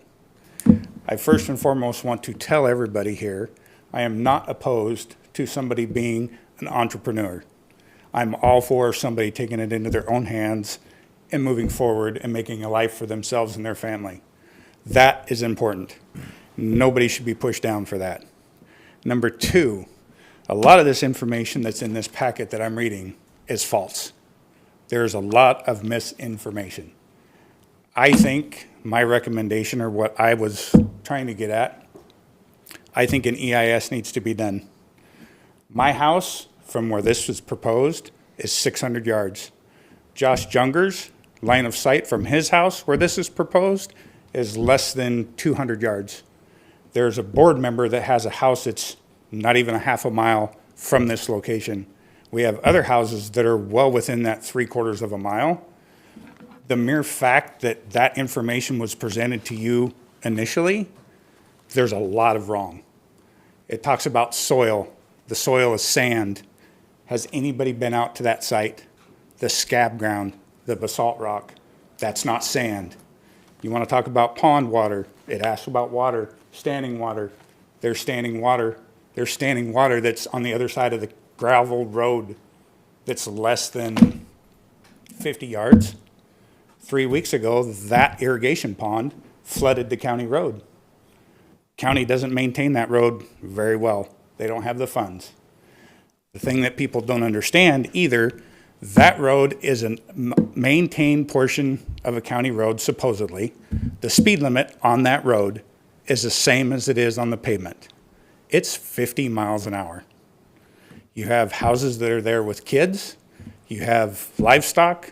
You've got, on the corner, there was calves out today. That road is 50 miles an hour. I've had numerous phone calls from DOE on air quality because they want to put air monitoring systems at my house. My house is, from my fence to the center of the county road, is 15 feet. That increased traffic is horrendous. Since that process started on the corner, has been pretty bad. I'm not faulting anybody for wanting to move forward with a facility, but the due diligence needs to be made that there's a lot of falsehoods in this application. There's a lot of truths that should be out there. Noxious weeds, that county road is full of them. It's horrible. I have asked, when this first came out, when the letter came out, the postcard, I made multiple phone calls to the office. I talked to 2 individuals about this, neither one of which could actually give me the correct information on what's in this packet tonight. The fact that it's not just a personal kill plant, that it's a commercial kill plant, that's one thing. Because I understand it's an AP20, but it's an AP20 not for his own cows. It's an AP20 for a commercial kill plant.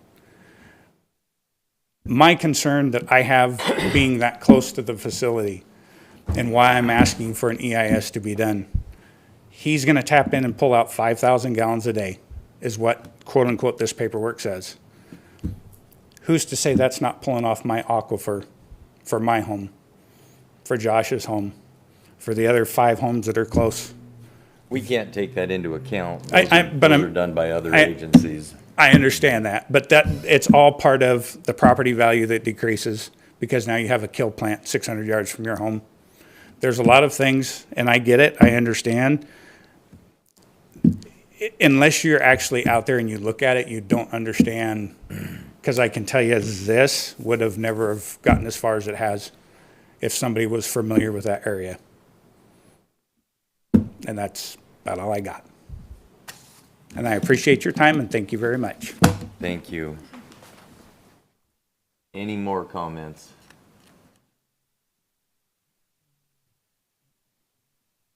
Any call-in public testimony? Any email public testimony? Does staff have any final comments? Not at this time. Is there any clarification of public statements needed by anyone from the audience? I would just say that first of all, we heard a lot of hearsay, but I would say that WSDA did come out and inspect 5 to 6 times. They only came out based on complaints made by the parties in this room. Lone Crow was never shut down. So I just want to make sure that's clear and that's not a part of the decision made today. Thank you. Public testimony portion of public hearing CUP 2024-8, SEPA 2024-10 is closed. Is there any discussion amongst commission members?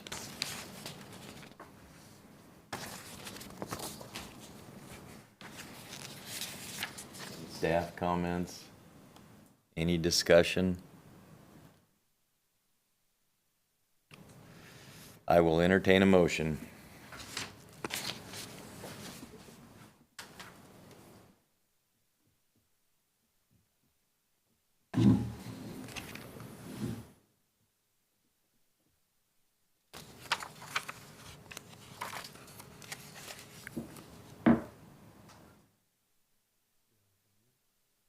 Do you have it in front of you? I don't.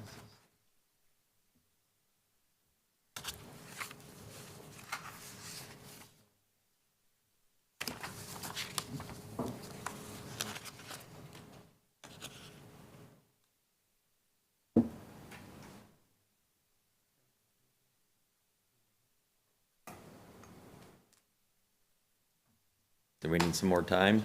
Well, that screen not working, I think, is. It's on page 2 of 11.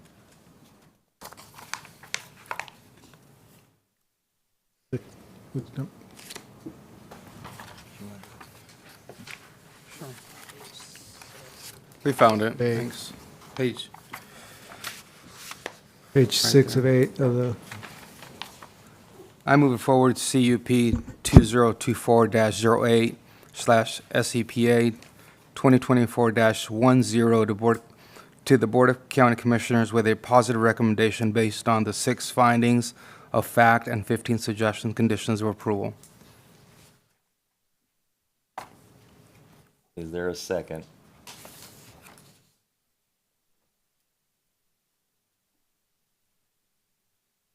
I'll second it. Let's get the vote down. It's been moved and seconded. Been moved by Commissioner Gutierrez and seconded by Commissioner Knifton that we forward to the Board of Commissioners a recommendation of approval for CUP 2024-8, SEPA 2024-10, with 6 adopted findings of fact and 15 conditions of approval. Is there any discussion?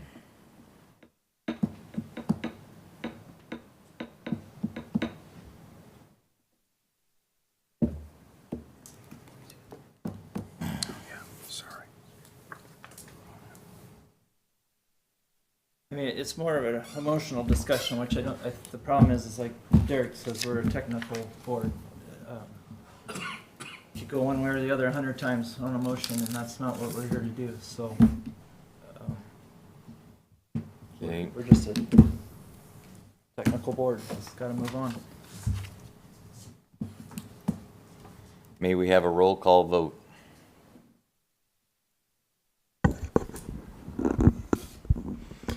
Mike Morales.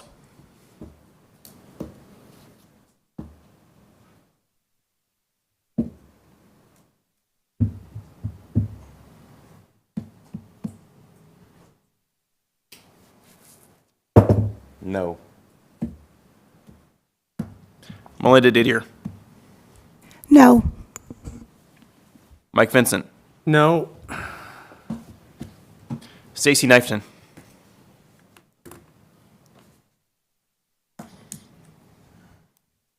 I'll vote yes. Manny Gutierrez.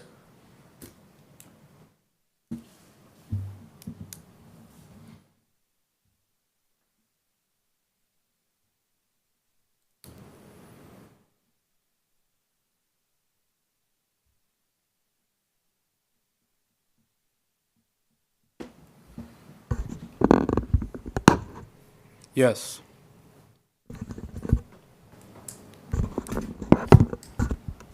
Mark DeRuiter.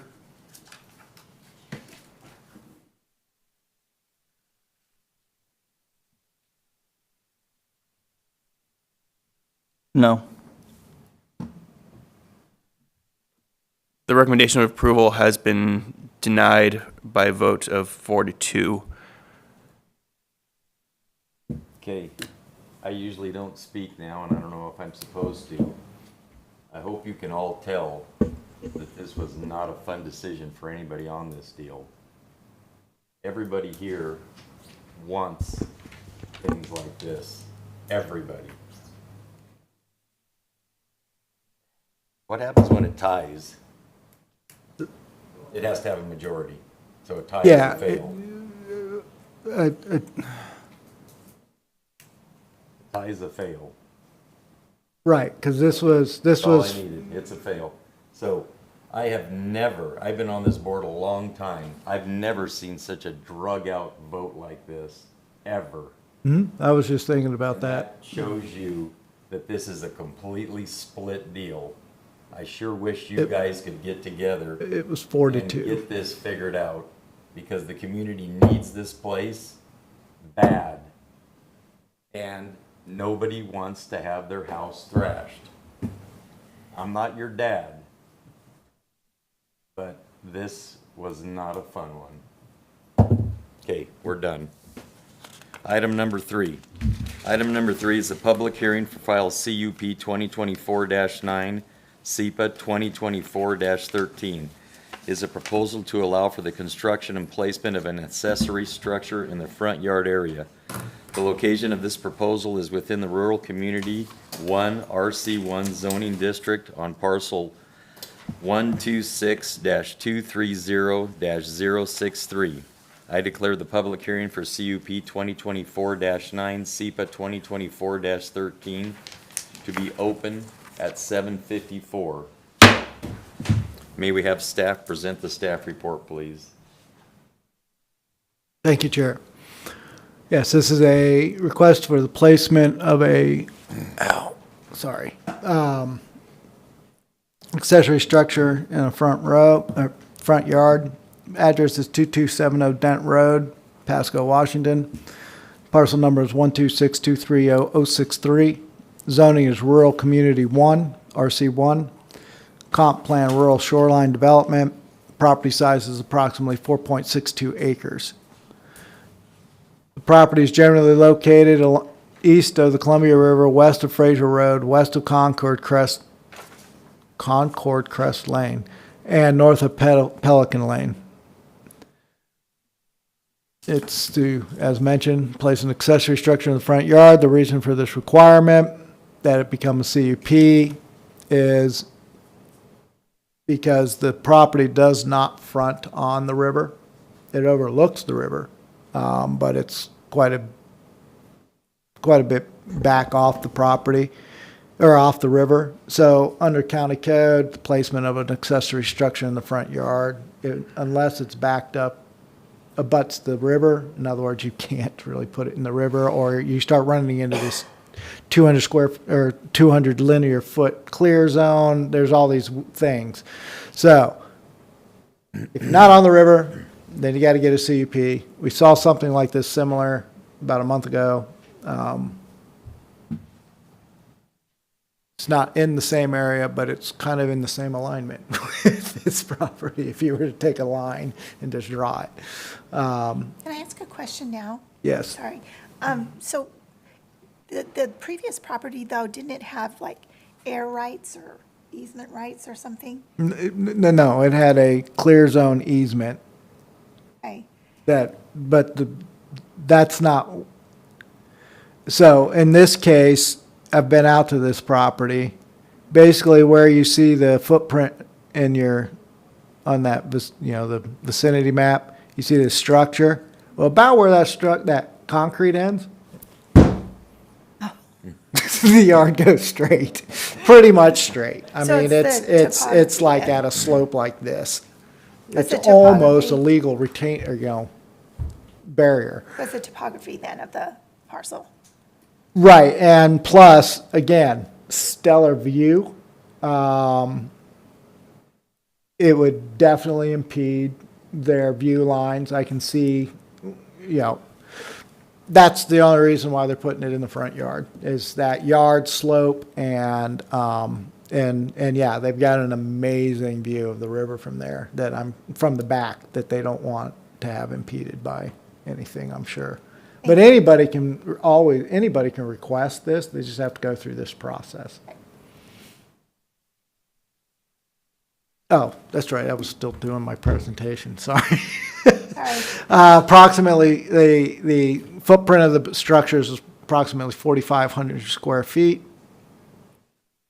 And site plan features site access, location of single family, the existing, or I'm not sure if they got their CO on this yet or not, but dwelling, location of proposed accessory dwelling, or accessory building, and location of the existing and proposed septic system.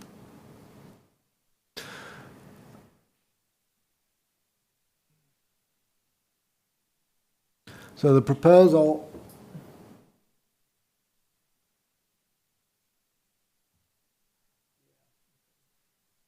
looking at these, yeah, so even as the unit would be, or the building would be over 100 feet off the front property line. So that's longer than a lot of urban lots, so. On or about May 30th, 2024, staff sent notices to technical agencies, property owners within 1/2 mile, and the Franklin County Graphic, posted a pending land use action sign on the property on June 17th, and made a secret determination of non-significance, filed number, or registry number 202-402-320.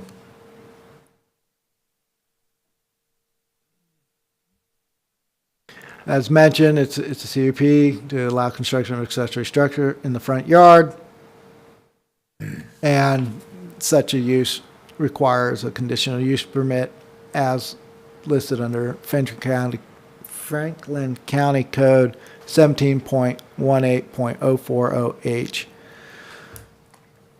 An approach permit, these are agents and comments. Public Works, requiring an approach permit to access, well, they already have an approach permit, because the house is being built. So this is standard. Any utility extension crossing Franklin County roads will be addressed at the time of application. The Health District has not received an application to review or permit the lot for an additional on-site system to establish compliance with our current rules. What? Basically, the health district saw the site plan. They saw that they were proposing an additional, like 2 septic lines for this accessory building, and that the property owner has not applied for the additional sewage. Okay, gotcha. All right. So what that basically will mean in this case is they won't get issued their building permit for this structure until that stuff's all been worked out. So, proposed accessory structure shall comply with the standards of the current adopted state building code. Proposed accessory structure shall be fully engineered as the wall height is over 10 feet. Must be designed by a Washington State licensed engineer. They'll have to follow the provisions of Franklin County Code 1766040, sections A1, 3, 4, 7, D, and E. Shall contact Benton Franklin Health District to obtain an on-site sewage disposal system. And the on-site sewage disposal system must be reviewed, approved, and signed by a health district before building permit submittal. Recommended findings of fact are the proposed use is in accordance with the goals and policies of county development regulations. They've applied for their CUP, and it's a residential area. The proposal will not adversely affect public infrastructure. It will be constructed and maintained to be operated in harmony with the existing or intended character of the vicinity. It will not discourage the development of permitted uses on property in the general vicinity or impair the value thereof. It's not going to be any more objectionable to nearby properties, and it will not endanger the public health, safety, or general welfare.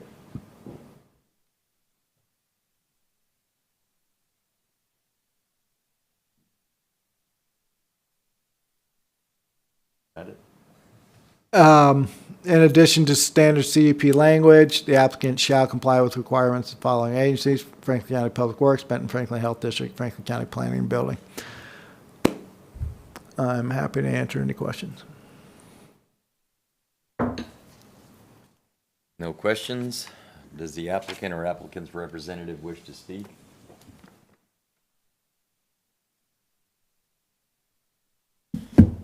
Good evening, Planning Commissioners. Peter Harpster, Harpster Land Development, here today representing the applicant, Mr. Jeff Graff, or rather the owner.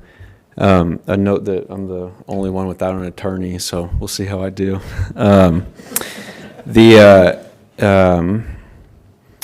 Did want to address the reason we brought this forward, as Mr. Bratton said, Mr.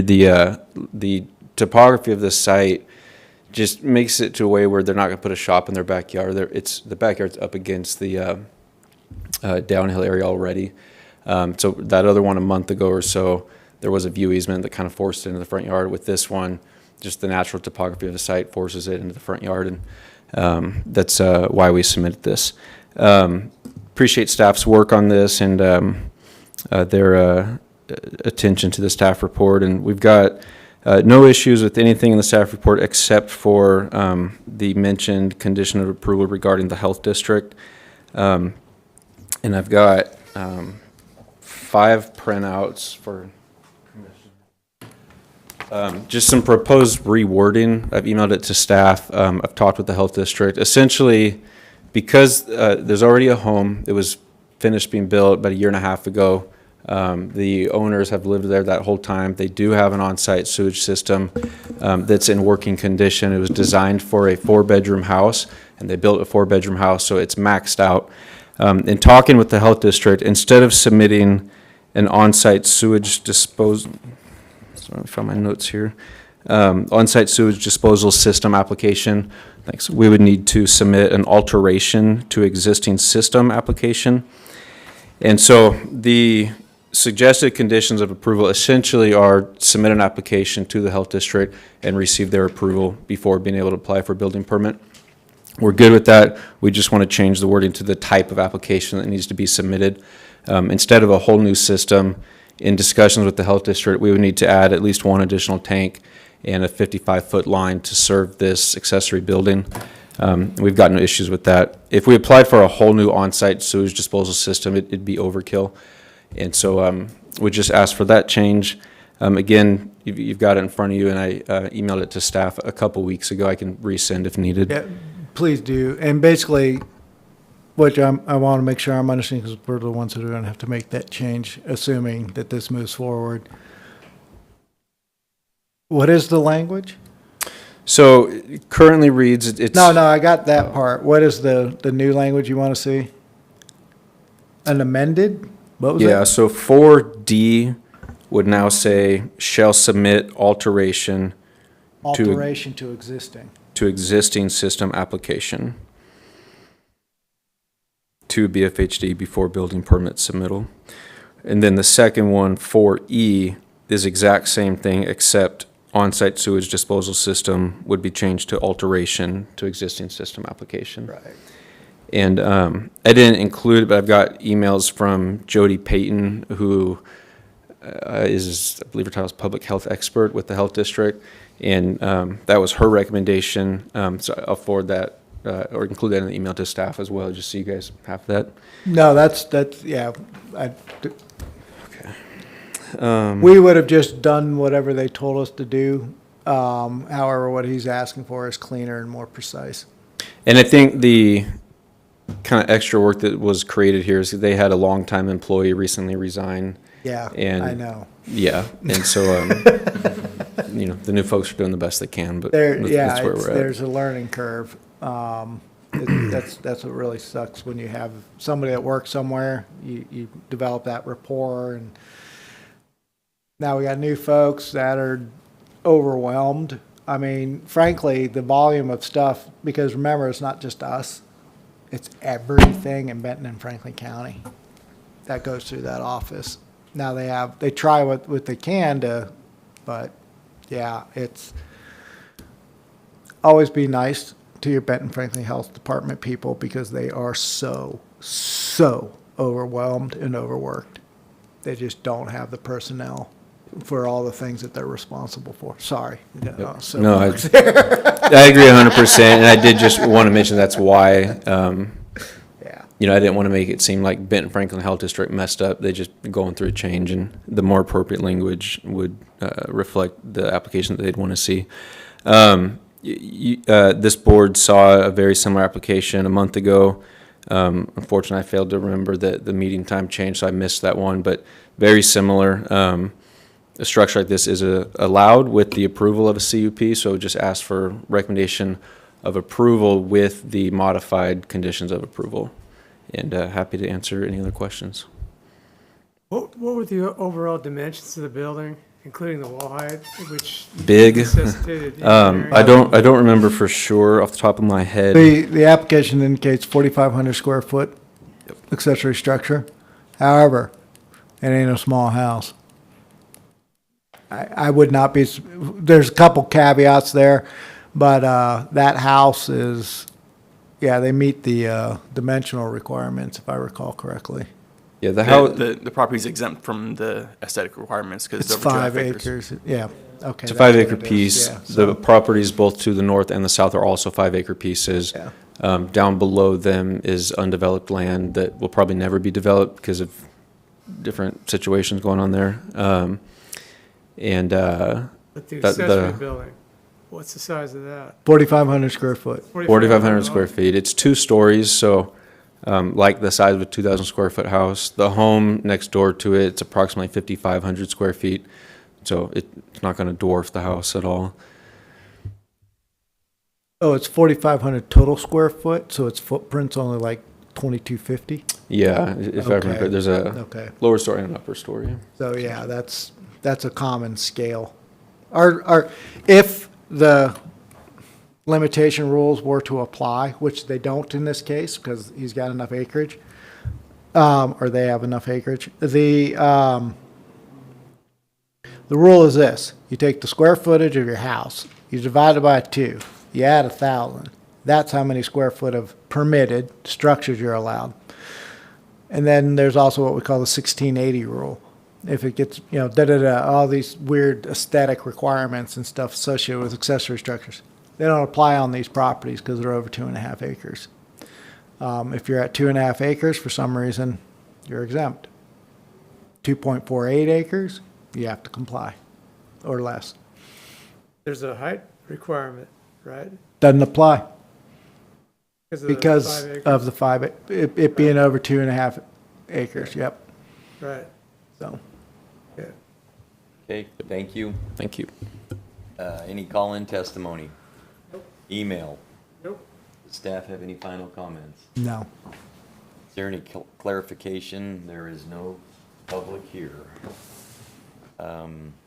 Okay. Public testimony portion of public hearing for CUP 2024-9, SEPA 2024-13 is closed.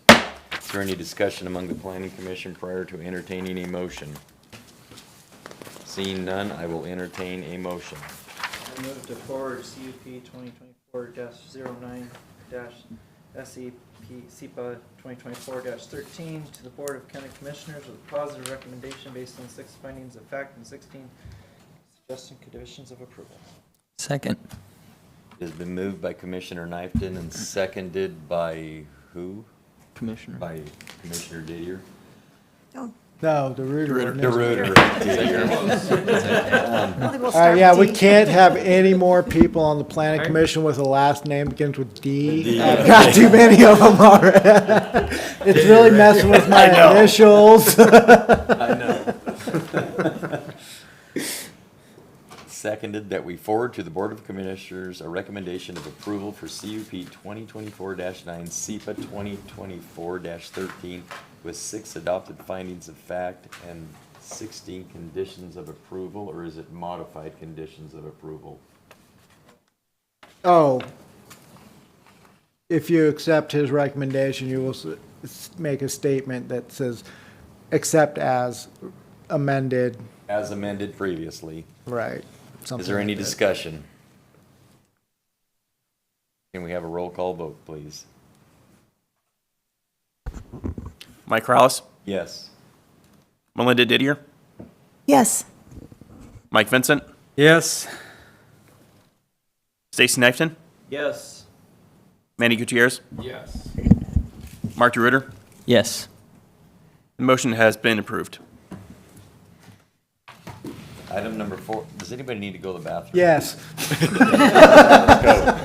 just need to get out of this chair before I can get out of this 5 minutes. 5. 5.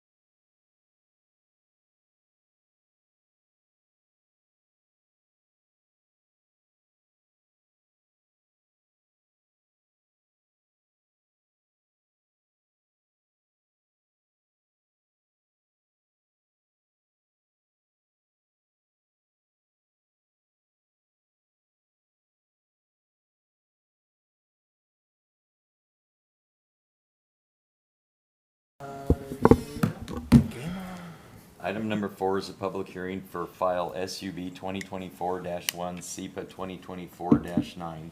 Is a proposal to subdivide one parcel, total of 10 acres in size, into 8 single-family residential lots averaging 1 acre in the rural residential 1R-1 zoning district. I declare the public hearing for SUB 2024-1, SEPA 2024-9 to be open at 8:17. May we have staff present the staff report, please? Thank you, Chair. Yes, this is for the Towers Landing subdivision. It is an 8-lot proposed subdivision of approximately 10 acres located on parcel number 114232028, rural residential 1, or R1 is the zoning. Comp plan designation is rural residential. Property size approximately 9.33 acres. Location is north of Roberta Road and the city of Pasco urban growth area, west of Road 47 North, south of Ivy Road, and east of Road 52 North. So this is right on the southern edge of Clark's Addition. As mentioned, it's an application to divide one parcel into 8 single-family lots. Minimum size of 1 acre, averaging 1 acre. So there'll be some that are a little over, but for the most part, they'll be an acre. Developers proposing new parcels to be served on on-site wells and on-site septic. It's located outside of the South Columbia Basin Irrigation District and Franklin County Irrigation District jurisdictions. The applicant will need to obtain an alternative source for irrigation water. The proposed plat is located within the Franklin Public Utilities District, Franklin PUD, for electrical power. Pasco School District serves the area. The access to the site will be through a westward expansion of Roberta Road. Preliminary plat approval, if granted, will allow the applicant 5 years to complete and record the final subdivision plat. So, just a second, let me grab the actual packet for this.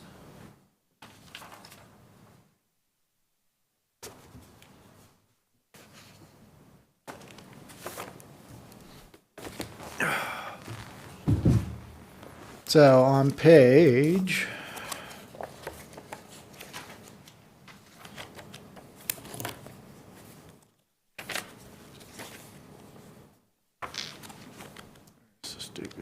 where's the picture? There it is. So it's on page 3 is the vicinity map, or I'm sorry, 3 of 85 in red. So the red pagination, it's page 3 of 85. See the location? It's right there in the southwest, absolute southwest corner of Clark's Addition. If you look on page 41 of 85, you will see the proposed lot layout with addressing. In fact, it looks like all of them are 0.06 over an acre. So,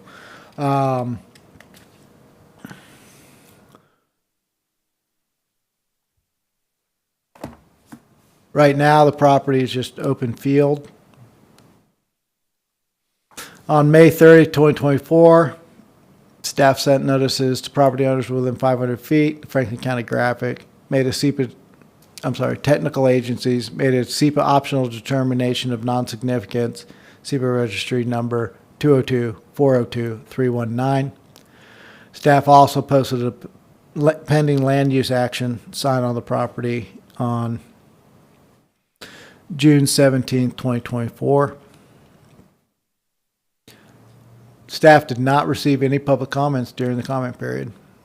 We received comments from the following agencies: Franklin County Assessor, Franklin County Public Works, Franklin County E911 Addressing, Washington Department of Archaeology and Historic Preservation, Washington Department of Ecology, Benton Franklin Health District, City of Pasco, Franklin County Fire District Number 3, and Port of Pasco.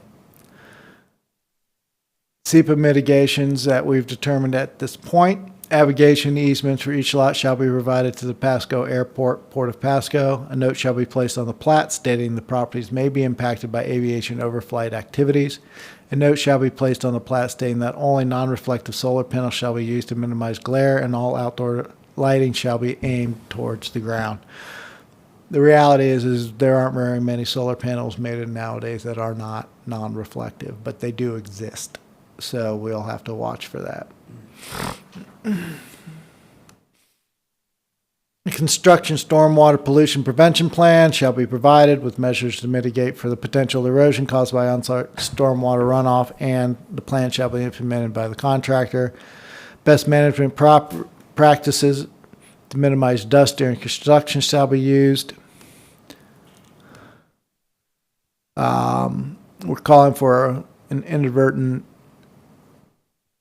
discovery protocol for the property due to the fact that it's been actively farmed and used for quite a while. Range, it's been a mix of different uses on the property. The drainage system shall be designed to capture and dispose of stormwater runoff on site. Any questions? No Is it- questions of staff? It's pretty straightforward. Basically, yeah, it's one of it. I believe it is the last 10-acre property in the Clark's Addition subdivision. Everything's been reduced to pretty much an acre, except for there's still a scattering of a few 5-acre lots out there. But some of those can't be subdivided well, they can, but not into individual 1-acre lots. So, yeah, this is probably the last full subdivision that we'll see coming out of that area. Okay, there's no applicant. Anybody online or email or phone? Staff have any final comments? No, that's pretty straightforward. Clarification of public statements?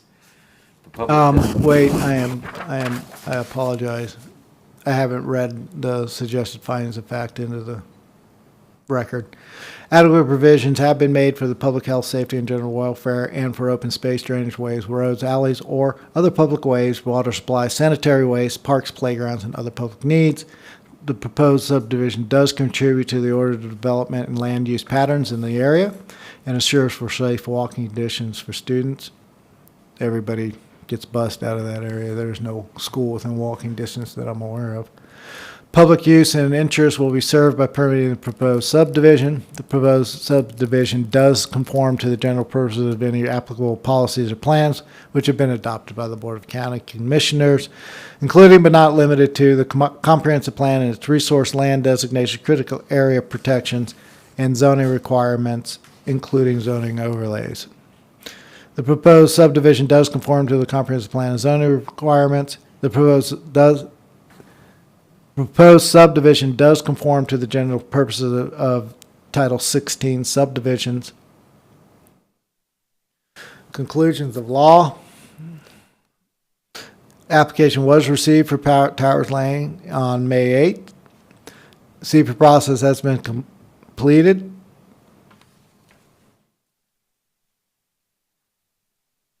Okay, and this is the CP process has been mitigated determination of non-significance. MDNS will be issued after the completion of an open record hearing. This is because this one uses the optional DNS process. Following an open record pre-decision hearing the Planning Commission shall render a recommendation to the Board of County Commission as to whether the proposal based on the findings shall be denied, approved with modifications, or no recommendation given. And the review criteria of Franklin County Code, Chapter 1620-070, was used to develop the findings of fact. They'll need to comply with the conditions from Port of Pasco, Benton Franklin Health District, Assessor's Office, Public Works, Planning and Building Department, Fire District 3, Department of Ecology, and Department of Archaeology, and they have to do the inadvertent protocols, discovery protocols. Okay, sorry. What happens, there's a slide in there that was not in its usual place, and it just threw me off a second. So, and that's on me. I reviewed these this afternoon and just didn't catch that. So, sorry. whenever you guys are ready, I'm done. Okay. Is there any discussion amongst the planning commission? I will entertain a motion. You didn't close the public testimony portion. Good catch. 8:27. Public testimony portion of the public hearing for SUB 2024-1, SEPA 2024-9 is closed. I will entertain a motion. Mr. Chairman, I'd move that we forward to the Board of Commissioners a recommendation of approval for SUB 2024-01/SEPA 2024-09 with the 6 findings of fact and 4 conclusions of law and 6 conditions of approval. I'll second. It has been moved by Commissioner Vincent and seconded by Commissioner Didio that we forward to the Board of Commissioners a recommendation of approval for SUB 2024-01, SEPA 2024-09 with 6 findings of fact, 4 conditions of law, and 6 conditions of approval. Is there any discussion? Seeing none, may we have a roll call vote, please? Mike Corrales, Yes. Melinda Didier, Yes. Mike Vincent, Yes? Stacy Knifton, Yes. Mandy Gutierrez, Yes. Mark DeRuiter. Yes. Mr. Chairman, the motion has been approved. Thank you. Okay, who wants to do the workshop? Not me. Couple things. Caveats. Caveats quick. First of all, this is a special meeting, so we're only supposed to really focus on those items. We should have fixed that on the agenda, but it didn't dawn on me till today that we're only supposed to be talking about those 4 hearing items. You're only allowed to take action on these things. We could have discussion. The workshop is this. We will be bringing Title 17 zoning code for its first public hearing on the September meeting. So we'll also have a little opportunity at the August meeting to talk if you guys have questions or specific things that you want us to make sure that we address or bring to you in that September meeting. But that's where we're going to hold the hearing. We've got to start moving this ball. So we'll start holding the hearings. If you guys are satisfied, you'll make your recommendation and or you'll say, no, we want more hearings. But we'll worry about that in September. And Preview?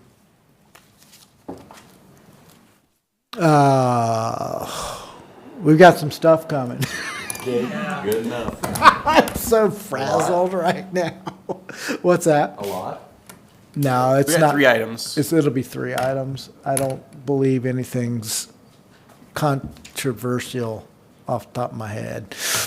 The PUD. Oh, yeah, the PUD. That will be an interesting process, so we'll explain all that at the meeting when we start moving it. Are you presenting tomorrow anything for the commissioners?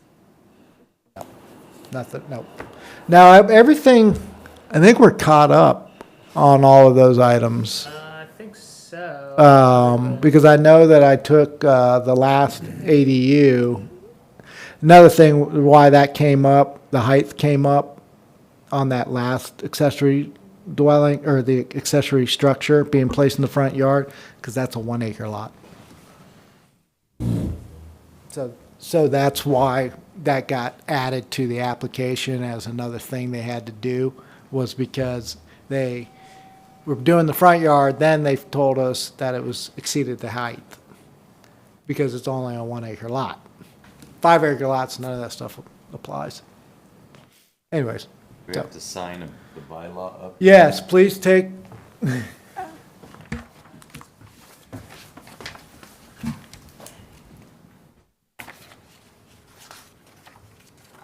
Somewhere on here.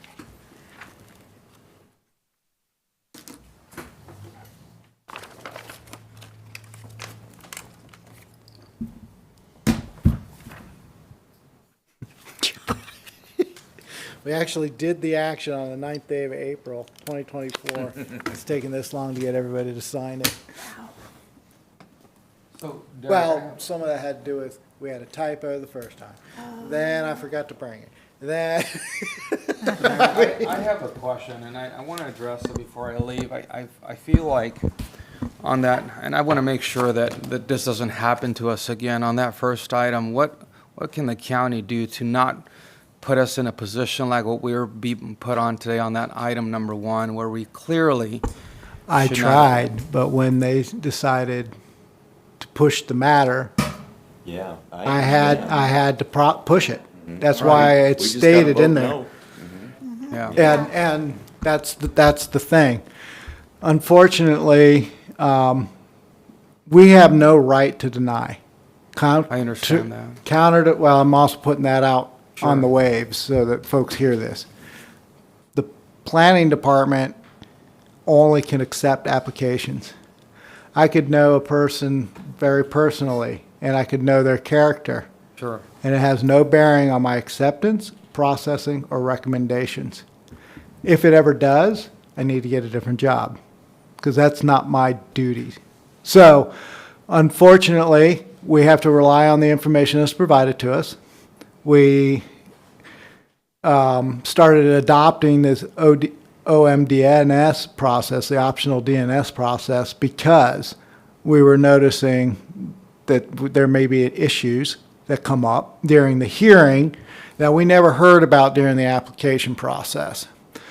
And that will change potentially what we do. And that's why we're doing more of those when we can. But unfortunately, it's limited. I have to treat all parties the same, and everybody's due process rights have to be protected. Even if I personally think it's a bad idea, it doesn't matter. I cannot stop. Every person, every landowner has a right to apply. And if their stuff meets, based on the information provided, meets the requirements of law, I must recommend approval. Because I have none of that authority. So, unfortunately, the way to do it is what we're getting ready to embark on. You get your codes right. You get them tight, and you get them clear. The codes we have right now were, in my opinion, perfectly fine for the growth and activity that was going on in the county at the time they were developed. In fact, they made perfect sense. So if I understand But correctly with what you're now's stating. paradigm, the new dynamics is different. Sure. If I understand correctly, what you're stating is basically, even though this was already processed, this was already denied, you were doing your due diligence to basically put that on us. It was not denied. It's not denied until, it's still not denied. We could have passed it, and then they were gonna have to figure out their problems. No, this still moves. Yeah. Just because you recommended denial doesn't mean that the board won't change its mind. Sure. I understand that. It makes sense. So all of this still moves forward. Basically, the reason why there was a delay is we hoped they would work it out. Then they pressed. They said, process it. Okay. But that was a condition for the CUP, that they come together on the signature on the No, application. that was a recommended condition. Right. Staff recommended the condition. Staff has no ability to require anything. We make recommendations. You guys review my recommendation, decide whether or not you agree with it or not. If you don't agree with it, you either just throw it all out, or we modify and do changes or whatever it is that you want to do. I mean, if it was a recommendation of approval, and that was a condition of the approval, Correct. then they would have had to comply with that in order to get the CUP. So it forces the action from Right. both parties. Yeah. And Well, I what just wanna- One way or the other. disturbs me is that they tried to do an end around. You know, who does that? And I just want to make sure I understand clearly exactly that perspective. I felt like we were put in a very awkward situation last minute there, so. This won't be that's- the last time. Yeah. And again, I'm just voicing my opinion. I hate to say my it. thoughts, and I understand that clearly. Yeah. You weren't here for Mirror Ministries. That was fun. I get it, and I understand it might not be the last, but again, next time I guess No, we'll be more we do prepared. what we can, but we can only rely on the information provided. And obviously, I can't go, I don't believe you, or you're lying, or anything like, even if I do feel that way about somebody. It's just not what we do. Okay, we're about done. I have to say one more thing, and I'm the bad guy and everybody hates me.